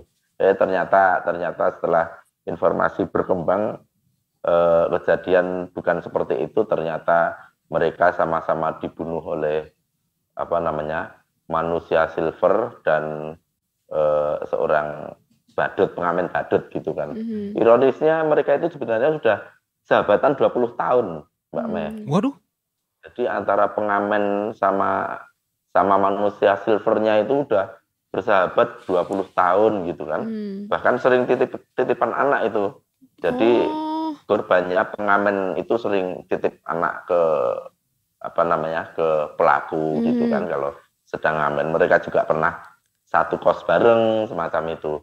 Jadi memang saat itu memang ada perselisihan ketika 2 orang pengamen itu bertamu ke rumah si manusia silver itu, ke kosnya, kos manusia silver itu kan. Jadi pengamen itu ini dari beberapa ini ya hasil pemeriksaan polisi, pengakuan pelaku dan kesaksian beberapa tetangga memang 2 pengamen itu datang memang dalam posisi mabuk kan, posisi mabuk semacam itu sehingga sempat terjadi perselisihan itu karena dipicu si pengamen ini menghardik dan apa namanya kalau bahasa Indonesianya apa ya mengumpat anaknya si manusia silver itu, anaknya masih kecil gitu kan, diumpat dan mau dipukul bahkan seperti itu sehingga memancing emosi dari manusia silver itu yang kemudian dengan dibantu teman kosnya yang lain si badut ini mereka membunuh 2 pengamen itu dan kemudian lari sampai ke Jawa Timur. Oh, sorry Mas, mungkin saya perjelas lagi bahwa jadi penyebab dari kejadian ini adalah sakit hati karena anaknya ini dihina ya, dan si pengamen ini juga atau korban ini juga datang dalam keadaan mabuk gitu. Keadaan mabuk, iya betul. Jadi memang apa namanya kesaksian beberapa warga memang juga mengatakan bahwa 2 pengamen itu memang datang posisi mabuk dan mereka kalau mabuk agak reseh semacam itu kan. Justru kalau yang manusia silver itu kalau menurut kesaksian beberapa tetangga justru apa ya sebenarnya mereka di kampung juga berperilaku baik semacam itu. Bahkan tapi mereka sering menerima titipan anaknya si pengamen itu ya diasuh kayak anaknya sendiri kayak gitu sih.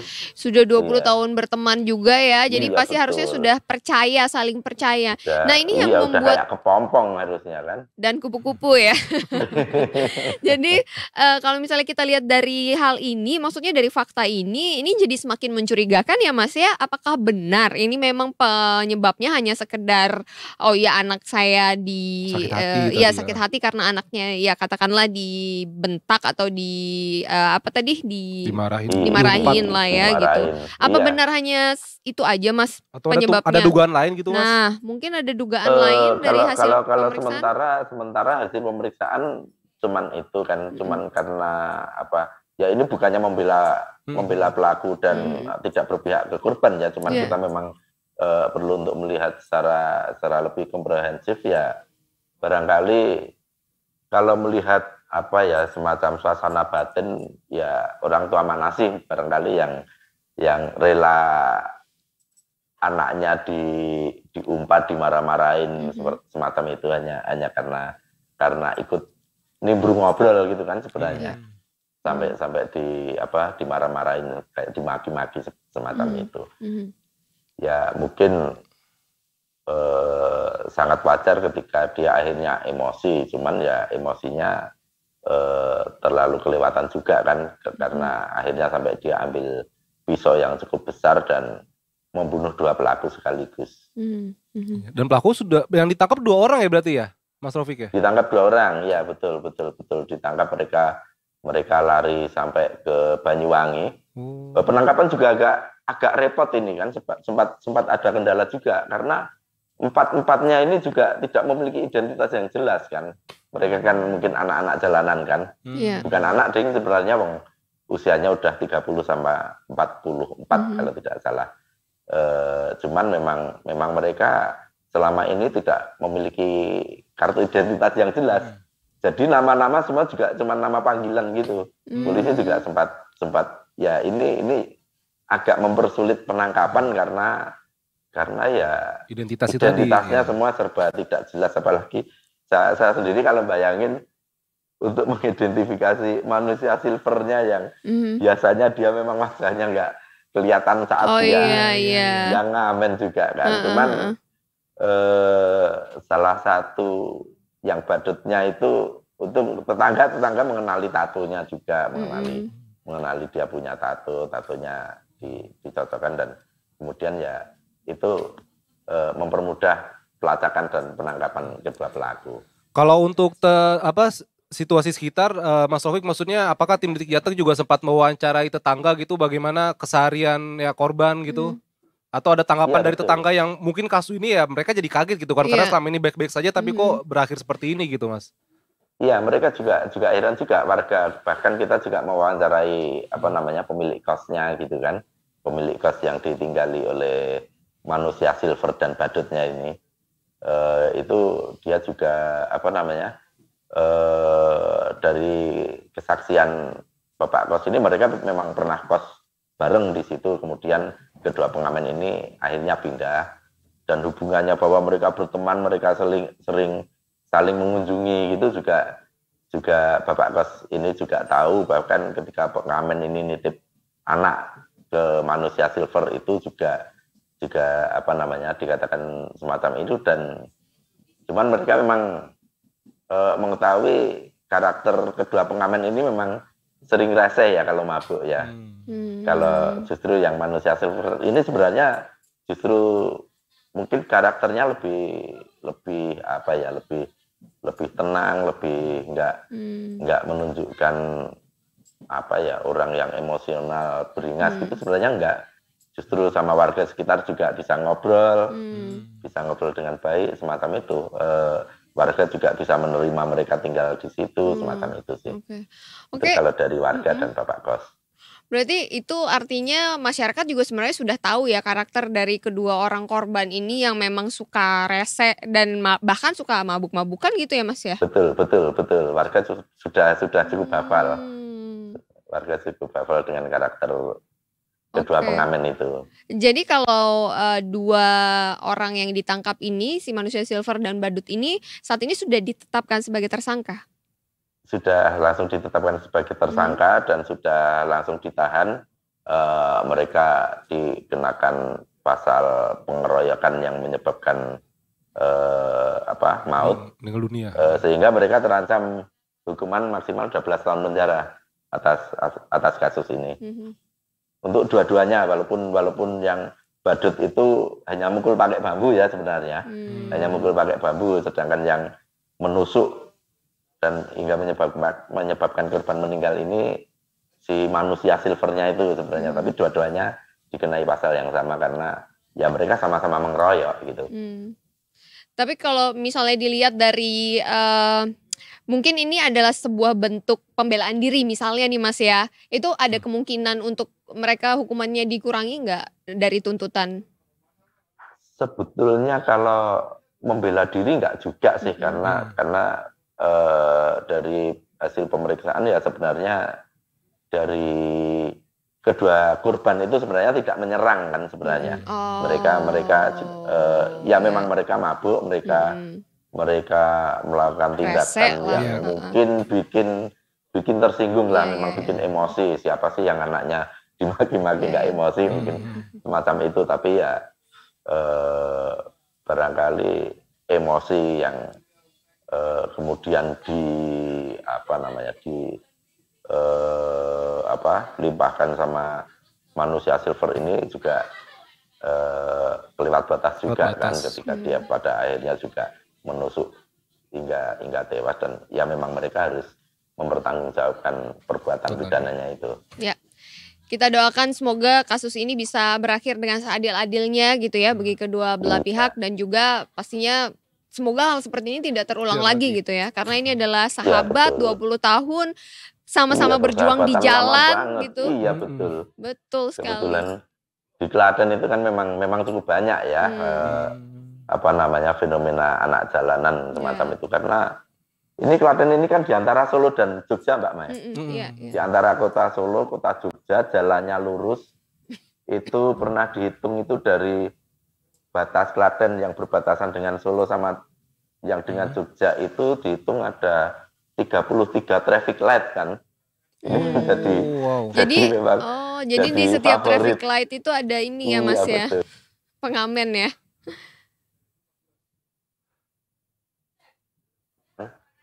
Makanya jadi lokasi favorit ini bagi cari nafkah. Oke, terima kasih Mas Ahmad Raufik dari Detik Jateng sudah memberikan informasi lengkapnya mengenai kejadian ini. Semoga tidak terulang kembali, dan tentunya Mas Raufik dan rekan-rekan di Detik Jateng sehat-sehat selalu. Thank you Mas Raufik. Terima kasih Mas Raufik. Ya, selamat bertugas kembali.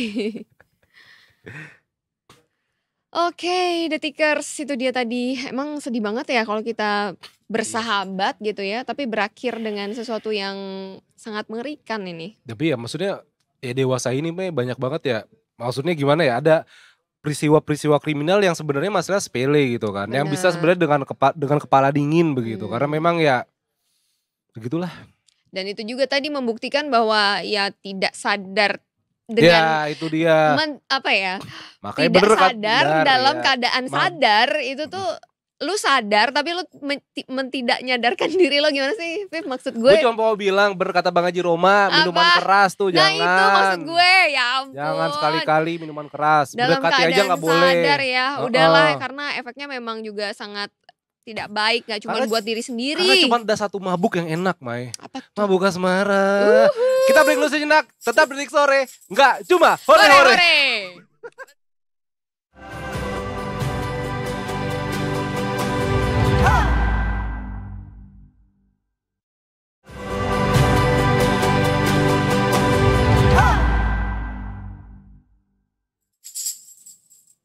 Hai Mongga. Kembali lagi, Tadi langsung sapa Mongga, langsung hai Mongga. Tapi kita kembali lagi di Detik Sore, nggak cuma hore-hore.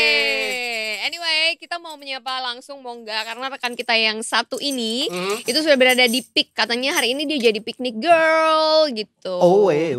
Ada lagunya. Gitu. Apa picnic girl? Uptown girl kali. Picnic girl karena dia lagi di PIK. Oh iya pas gitu banget. Halo langsung Mongga. Saja monggo. Oh dia lagi nyanyi. Belum ini lagi. Halo Afif Mae.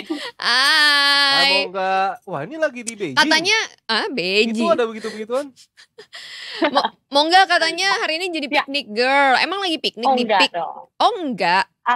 Aku jadi cewek pik, bukan cewek piknik ya. Bukan piknik sayang, piknik. Oh piknik. Oh piknik, sorry aku shock dipanggil piknik.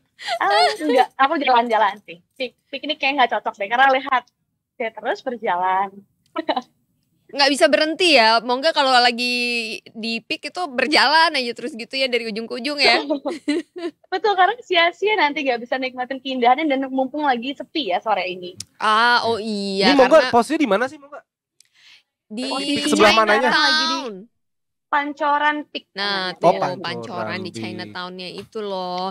Nah, kalau weekdays itu kan banyak sama pedagang-pedagang makanan gitu ya, dan orang-orang juga di sana rata-rata kalau weekend, maksudnya weekend tuh kan pada jajan di sana gitu. Nah, kalau weekdays seperti ini, apalagi di jam-jam pulang kantor ini, kayak gimana suasana di sana Mongga? Masih rame nggak orang-orang jajan? Baik, kalau misalnya dibandingkan dengan setengah jam yang lalu ya ketika aku tiba di sini, memang semakin sore semakin bertambah orang, semakin ramai. Ada yang sama memang pulang kerja, pulang sekolah, dan berdasarkan laporan petugas di sini juga akan terus ramai sampai dengan malam nanti karena biasanya akan ada live music mulai dari pukul 8 dari Rabu sampai dengan weekend seperti itu. Jadi memang melting pot-nya ya di daerah Peak 2 sini gitu. Ini saat ini Mongga lagi ada di bagian mananya nih? Apa di tempat makan-makan kah? Karena kalau mau menikmati suasananya kita nggak ngelihat apa-apa nih Mongga. Oh iya, soalnya di sini cuacanya lebih lagi enak ya, makanya aku cukup menikmati. Walaupun kesannya Peak tuh panas, tapi udara lebih bersih dibandingkan Jakarta Selatan ataupun pusat. Dan karena dekat sama laut juga. Ya.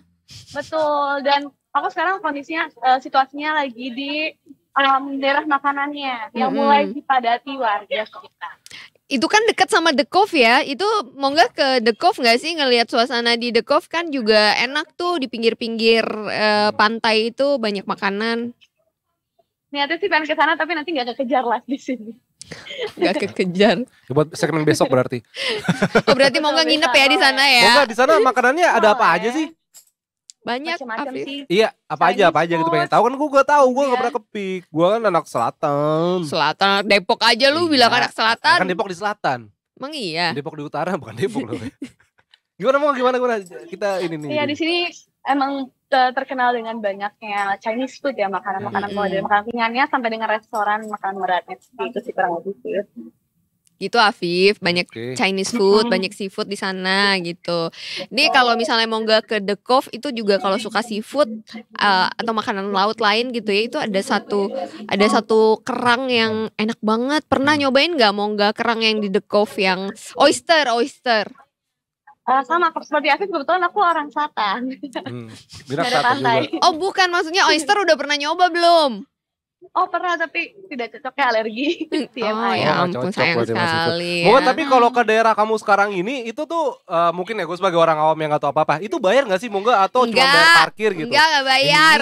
Di skripnya begitu. Nggak, di sini nggak bayar. Bayar parkir aja ya. Paling bayar parkir aja itu pun kalau di luar juga nggak masuk ke wilayah daerah parkir sih. Jadi sekiranya aman dari juru parkir juga. Tapi sekali ada parkir juga resmi ya. Tapi Mongga di sana masih ada aturan nggak boleh bawa kamera profesional nggak sih? Karena gue pernah ala-ala mau photoshoot gitu sama temen-temen gue di sana waktu Imlek kan rame tuh pas Imlek kan banyak tuh hiasan-hiasan dekorasinya itu. Sih, ya.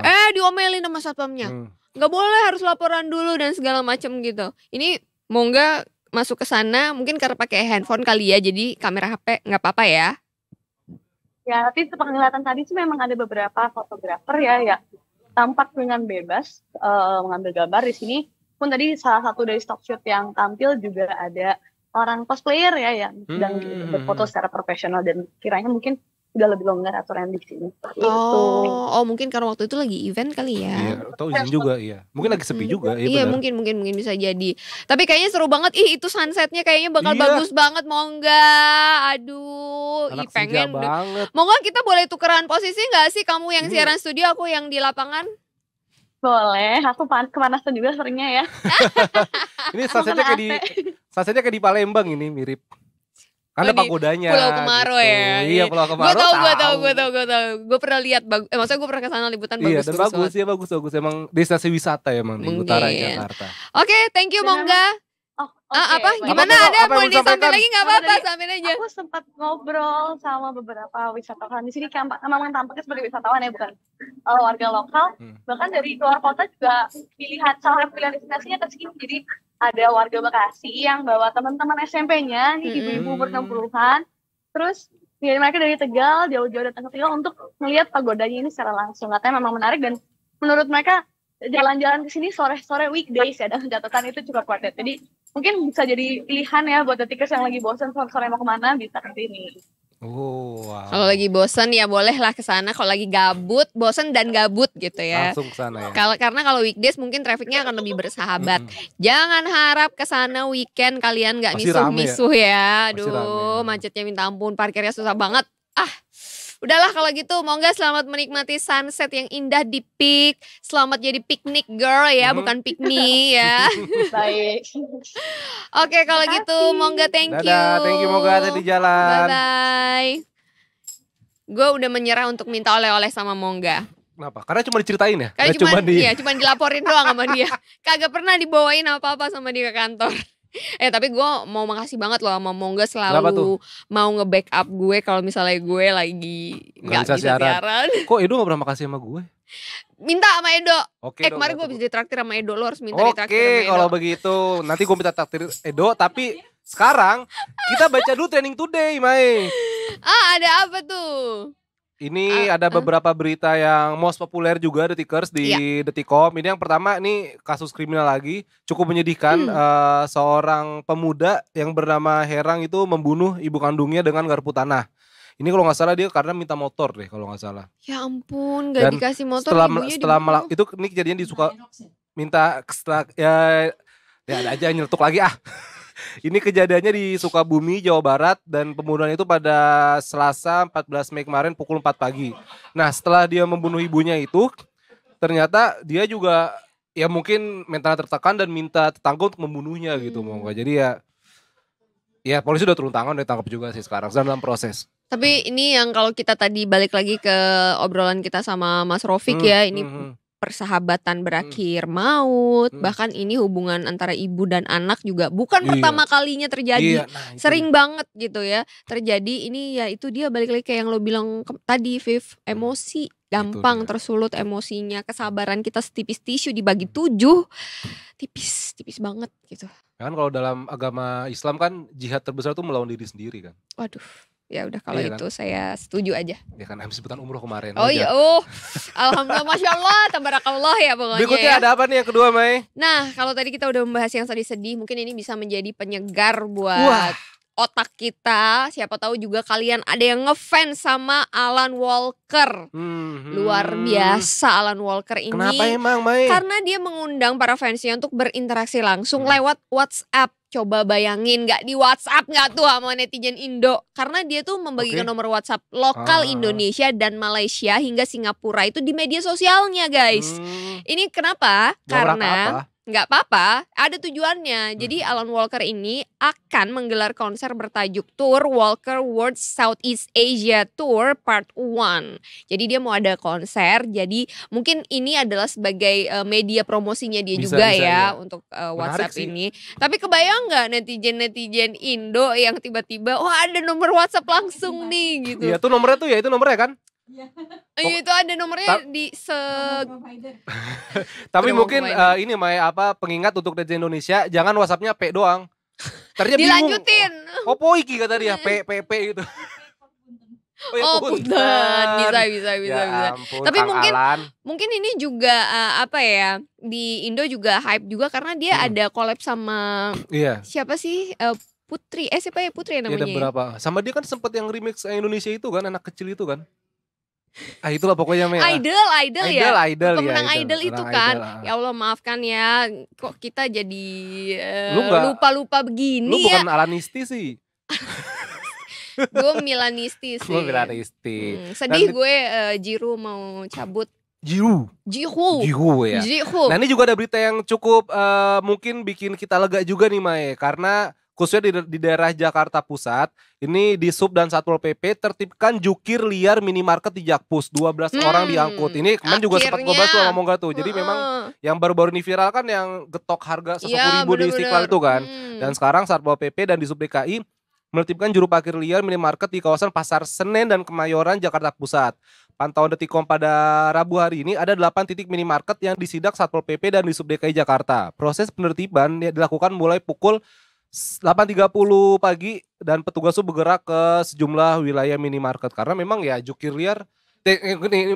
Bagi Mei sendiri ya, lu setuju nggak kalau misalnya ada tukang parkir tapi dia menata kendaraan dengan rapi, menaruh helmmu dengan rapi, ditutupin, lu bakal ikhlas nggak ngasih? Ikhlas dong kalau memang kerjanya seperti itu. Semua orang kayak gitu pasti. Sebenarnya gitu. Jadi orang Indonesia itu bukan cuman spending duit untuk konsumtif, karena konsumtif aja, untuk belanja-belanja barang-barang retail, tapi kayak untuk ngasih sumbangan, terus menggalang dana atau mungkin ya kayak sekedar ngasih parkir itu nggak masalah sebenarnya.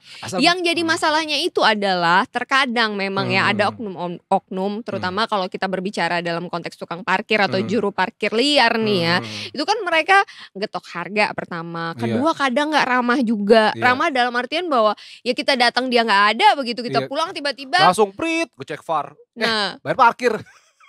Langsung kena kartu merah deh gitu kan ya, maksudnya itu jadi sesuatu yang bikin kita nggak ikhlas mau ngasih tadi gitu kan.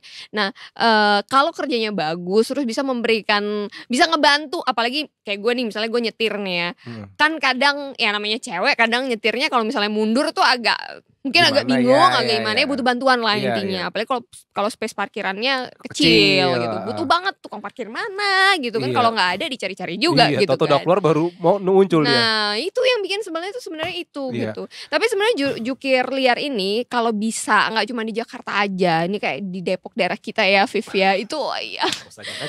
Tolong banget juga di Depok ya, ditertibkan juga gitu. Tapi ini Mei yang menjadi catatan adalah PJ Gubernur Jakarta Heru Budi Hartono meminta penertiban jukir ini dilakukan secara manusiawi begitu. Artinya ya jangan sampai ada gesekan-gesekan yang nantinya bisa menimbulkan api-api perselisihan gitu. Ya dengan manusiawi, dengan baik-baik mereka juga pasti bisa dibilangin sih. Dan mereka juga kan memang dalam konteks mencari nafkah ya untuk ini ya. Ya meskipun ada juga kita tahu ada beberapa tukang parkir yang penghasilannya dalam satu hari tuh bisa jutaan ya. Daripada gaji jadi orang kalau kantoran. Kita mau ibaratnya kalau kita mau kasihan sama tukang parkir, lebih kasihan kita. Lebih kasihan kita. Terus ada apa lagi Mai nih? Nomor 3 nih, ini seru banget nih Mai. Ini masih seputar para artis international, artis gitu ya. Nah ini yang disoroti sekarang lagi ramai juga adalah gaya Chris Martin. Pakai base cap, motif batik, bintang terinspirasi filosofi Jawa. Ada nggak fotonya? Ini fotonya. Wah. Dia lagi di mana ini ya? Jadi ternyata. Ngapunten Mas Chris. Jawa. Jawa iya. Ngapunten tuh bahasa Sunda kan. Ya. Apa Jawa? Oke, tren busana bergaya base cap ini masih terus berlanjut nih ya, Detikers menyusul Euphoria Fashion. Jeng ya, saya juga sempat ikut euforianya Jeng ya nih ya. Jadi selain itu membuat base cap ini mendunia lagi lewat penampilan teranyar dari Chris Martin. Waktu itu ingat nggak Chris Martin ke Indonesia, dia jalan-jalan nggak pakai sendal kan ya. Mungkin sekarang ingin mengadopsi budaya lain dari Indonesia, nggak cuman nggak pakai sendal, pakai base cap. Pentolan Coldplay itu kedapatan memakai atasan hitam dalam potongan base cap. Ini dia saat menghadiri Heart atau Health and Art Gala yang digelar di Venice Family Clinic di LA, California, Amerika Serikat. Lenteng Agung. Nah, base cap yang dipakainya merupakan keluaran jenama lokal Sukacita yang didirikan oleh Denisa Riyadini Flash pada 2016 setelah mengundurkan diri sebagai pegawai Bank Dunia demi fokus menitis usaha yang memberdayakan perempuan Indonesia. Jadi di akun Instagramnya Denika ini mengunggah foto yang ngasih lihat kalau Chris ini memakai base cap hitam. Kenal banget kayaknya Mai, Chris ini. Di skripnya begitu. Dipadu jeans hitam. Terus berfoto juga bersama gitaris band legendaris U2, The Edge, dan juga istrinya Morley Stenberg. Chris Martin ini bukannya pacaran sama itu ya? Dakota Johnson. Iya, ini kan istrinya sini, bukan itu. Maksudnya The Edge dan istrinya. U2. Kaget aku. Kok dia punya istri, punya pacar juga? Apakah sering terjadi di kota-kota besar? Kayak kowe.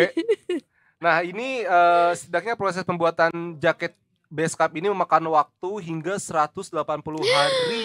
Oh my god. Di situs Sukacita, fashion item ini tersedia dalam harga hampir 13 juta rupiah. Ya buat Mas Kris mah. Nah, buat Mas Kris mah. Gampang, 13 juta mah dibeli sama toko-tokonya sama dia mah 13 Sikat juta. Kris. Lanjut pokoknya ya.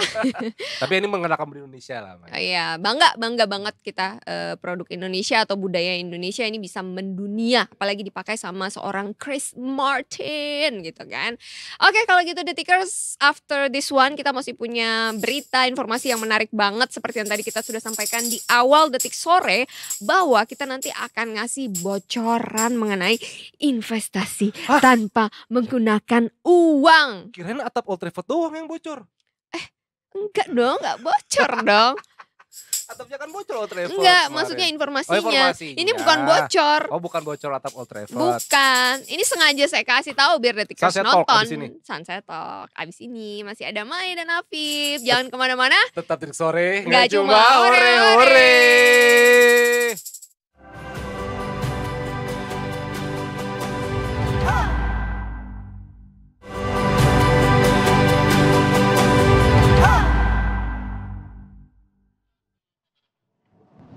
Kembali lagi di Detik Sore. Aduh senang, aku senang di atas sini. Cuan. Bukan cuma cuan, tapi di atas ini juga udaranya ya mungkin nggak seger-seger banget ya kalau di sini, mungkin karena polusi Ini kita deket-deket iya. sama Ini Malibu lagi sedikit polusi hari ini. Miami lagi agak gimana gitu hari Inter ini. Miami kali Lionel Messi. Kan gue ngefans sama dia. Oh iya, oke deh kalau gitu.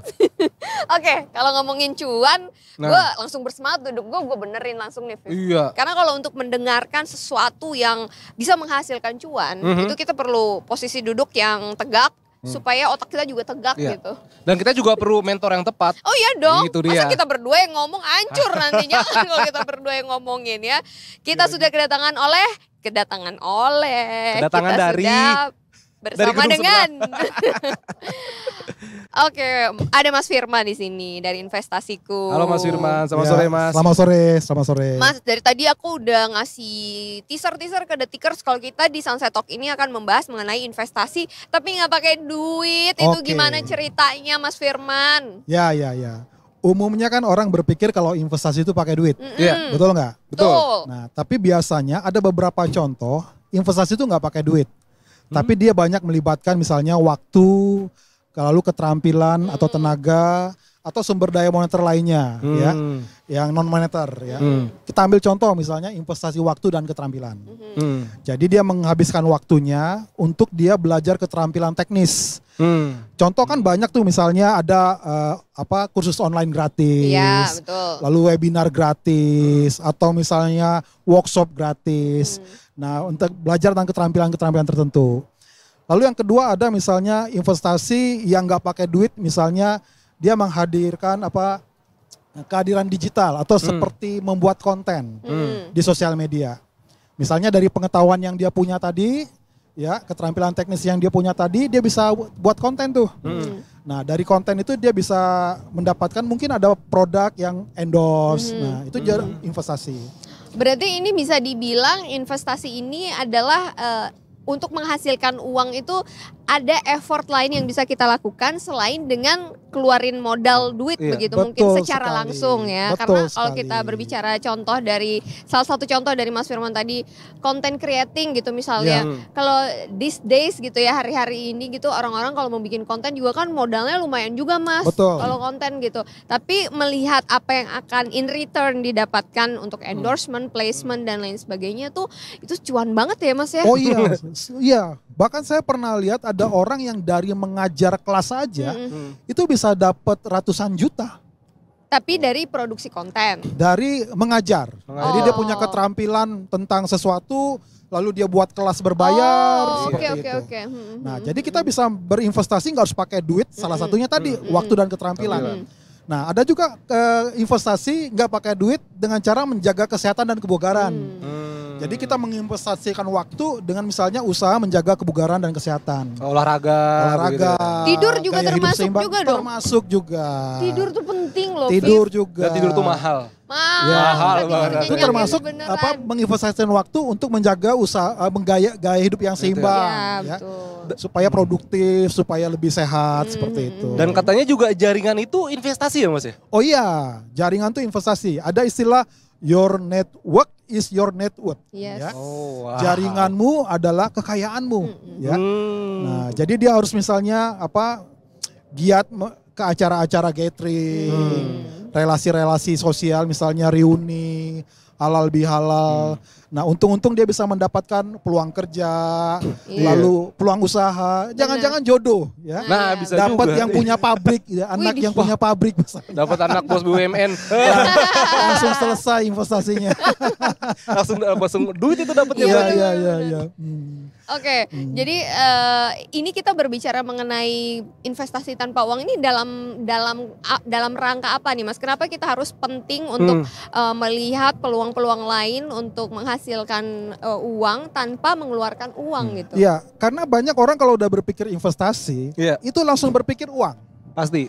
Bahwa saya tidak bisa berinvestasi kalau saya tidak punya uang. Nah, sementara dia tidak bisa melihat bahwa sebenarnya ada investasi nih dengan saya punya keterampilan khusus. Saya bisa berinvestasi dengan saya punya keterampilan pengetahuan, saya bisa buat konten. Saya bisa berinvestasi kalau saya sehat. Kita bisa lihat ada banyak orang yang badannya sehat, bugar, yoga, dia bisa buat kelas yoga misalnya. Nah, itu salah satu investasi yang tidak menggunakan duit.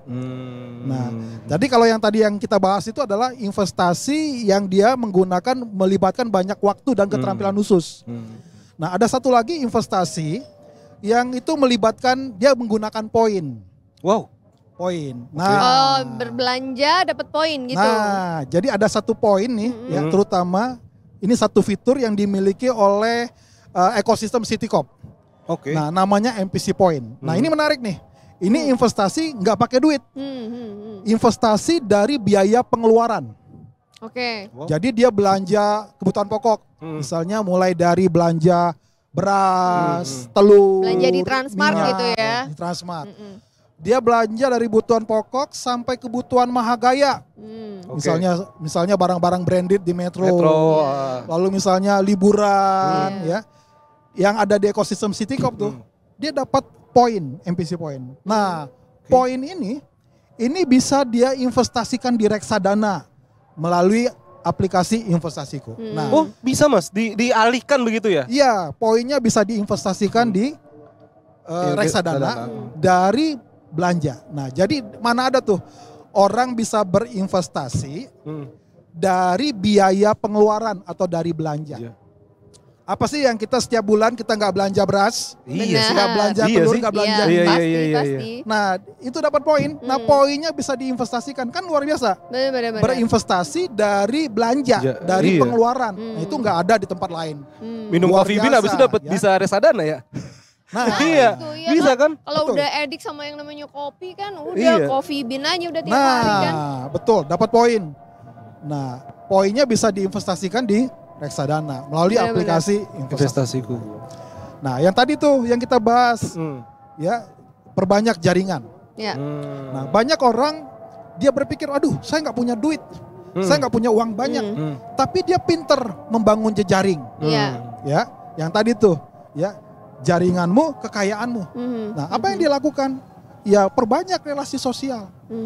Nah, apa yang dia lakukan? Nah, dia bisa ajak nih teman-temannya untuk cuan bareng. Nah, di aplikasi investasiku ada satu fitur namanya share referral. Nah, jadi dia ajak teman-temannya, gitu ya. Lalu nanti teman-temannya berinvestasi, nanti dia dapat cashback, dapat MPC point, dapat poin. Ngajak orang dapat poin lagi. Betul. Nah, itu kan investasi nggak pakai duit. Oh iya ya. Iya, modal ngajak ya. Juga ya. Nah, semakin temannya banyak, tadi ya. Your network is your network. Jadi semakin temannya banyak, semakin banyak cuannya.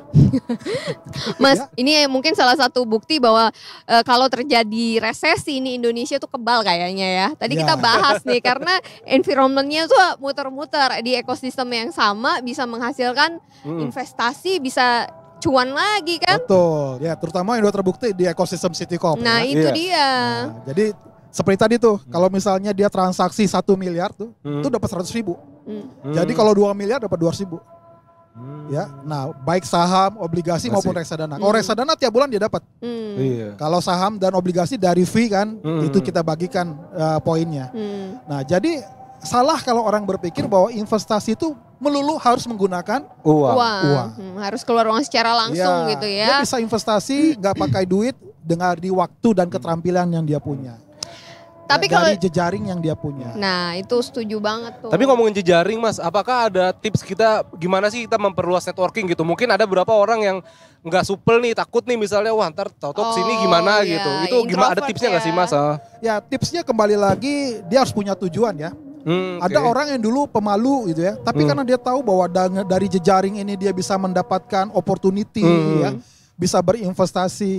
Kemungkinan dia akan yang tadinya pemalu dia akan keluar. Iya. Untuk dia bisa membangun jejaring seperti itu. Dan biasanya kalau kayak gitu terpaksa sama keadaan itu ketika dia berhadapan dalam dunia profesional dia bisa berubah langsung switch personality gitu ya Mas. Betul. Ya. Tapi kalau nanti udah kembali ke dunia nyata, ke lingkungannya dia sendiri ya udah balik lagi introvert lagi. Oke, drama-drama drakor gitu kan. Yoi, kebanyakan asupan drakor kayaknya gue nih. Nih kalau kita ngomongin investasi ini memang nggak ada habisnya ya, tapi kalau di investasiku sendiri kan ya kalau misalnya mau berinvestasi dengan poin bisa, tapi kalau mau langsung beli juga bisa ya Mas ya. Sangat bisa. Bisa. Mbak Sheryl tuh selalu memberikan kita input-input, masukan-masukan kan setiap hari kayak oh ini emiten apa nih yang hari ini atau besok nih bakal menarik nih untuk kita koleksi dan lain sebagainya. Mungkin teman saya nih udah mempraktekkan gitu. Enak sekali ngoper ya teman saya ini. Dia itu yang kita mau sampaikan gitu kan. Itu yang kita sampaikan. Apa Mas? Jadi ada satu aplikasi yang sebenarnya mereka bisa gunakan walaupun mereka nggak punya duit untuk berinvestasi. Dengan cara tadi dari belanja dia bisa berinvestasi. Contoh, setiap orang pasti butuh beras toh. Iya. Butuh minyak dan lain-lain. Dan dia butuh pakaian dan lain-lain. Nah, kebetulan di grup ini, di ekosistem Citycorp ini, dari kebutuhan pokok sampai mahagaya, itu ada semuanya lengkap ya. Ibaratnya ngapain gue belanja tempat lain? Ya udah gue belanja di sini. Artinya gue bisa berinvestasi kok dari biaya pengeluaran gue. Dari belanja gue bisa berinvestasi. Kan nggak ada tempat lain. Nah di sini ada. Nah lalu gue dari teman yang banyak. Nah yang tadi tuh your network is your net worth. Ya artinya apa? Jaringanmu, kekayaanmu. Semakin jaringanmu banyak, relasimu banyak, semakin lu kamu kaya. Nah itu kita sediain fasilitasnya. Nah teman-teman yang suka berinvestasi, yang suka transaksi saham, obligasi, investasi reksadana. Nah lu mau cuan juga nih, nah boleh tuh di sini tuh. Ya, tinggal ajak teman-temannya. Jadi benar, semakin banyak teman, semakin cuan tuh. Nah aplikasi investasiku itu bisa dipertimbangkan. Nih saya udah punya nih, Viv.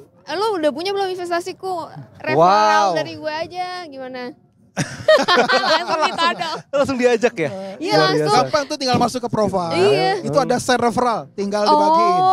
Dilihat masuk dari ke profile, ada share referral, bagiin ke temannya. Dan NPC Point ini juga termasuk nginep di hotel hotel dan itu ya Mas? Betul. Semuanya dong. Betul. Ada Trans Resort Bali sama Hotel Bandung ya? Betul. Pokoknya semua ekosistem Citycorp. Semua ekosistem Citycorp. Merchant di ekosistem Citycorp. Transaksinya ya Mas ya? Betul. Itu mendapatkan aku main ke Trans Snow World juga bisa tuh. Kalau tadi kan dari belanja kita dapat poin. Ini dari investasinya sendiri itu dapat poin lagi.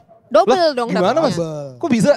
Iya, double, luar biasa kan? Ya namanya juga investasi, Afif. Nah, itu tadi karena itu adalah fitur daripada kelebihan kalau kita belanja di merchant ekosistem Citycorp.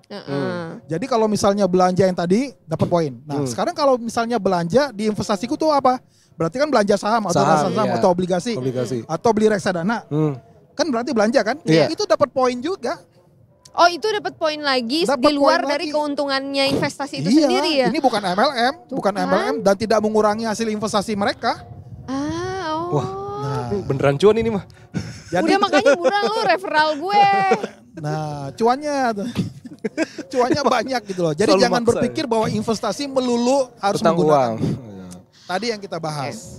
Oke, pokoknya sekarang Detikers langsung aja download investasiku gitu ya. Jadi kalau dari investasiku mau punya duit, mau gak punya duit, tetap dapat. Tapi itu bisa tanya-tanya dulu kan Mas? Maksudnya gue sebagai orang awam kayak, kan kita masih bingung ya maksudnya ini reksadana ini apa sih? Ini obligasi apa sih gitu loh. Bisa tanya-tanya juga siapa tahu nanti 32.000 orang yang lagi nonton kita nih bisa dapat terinform gitu ya. Wah langsung panas investasiku tuh mesinnya. Langsung banyak yang ini. Langsung banyak yang download ya. Ngomong-ngomong kita ditonton oleh 32.175 orang. Luar biasa Detikers. Love always pokoknya. Love and gaul. Pokoknya tua banget loh Lopan Gaul. Ingat aja lagi dia. Oke, Mas, thank you. Mas Ino, makasih so banyak. much ya. Sudah berbagi informasi penting ini. Nggak di semua tempat kita bisa dapetin informasi kayak gini kan. Bisa dapat cuan lagi dari investasi, dapat poin lagi dari investasi. Betul. Jangan lupa download investasiku ya. Oke, betul. Lu mau ngajak orang biar lu yang dapet kan? Iya, kalau misalnya kalian mau download investasiku jangan lupa hubungi saya Instagram @anitamae. Masuk dulu HP-nya, takut ntar kalau lagi download lagi ngeliatin lagi.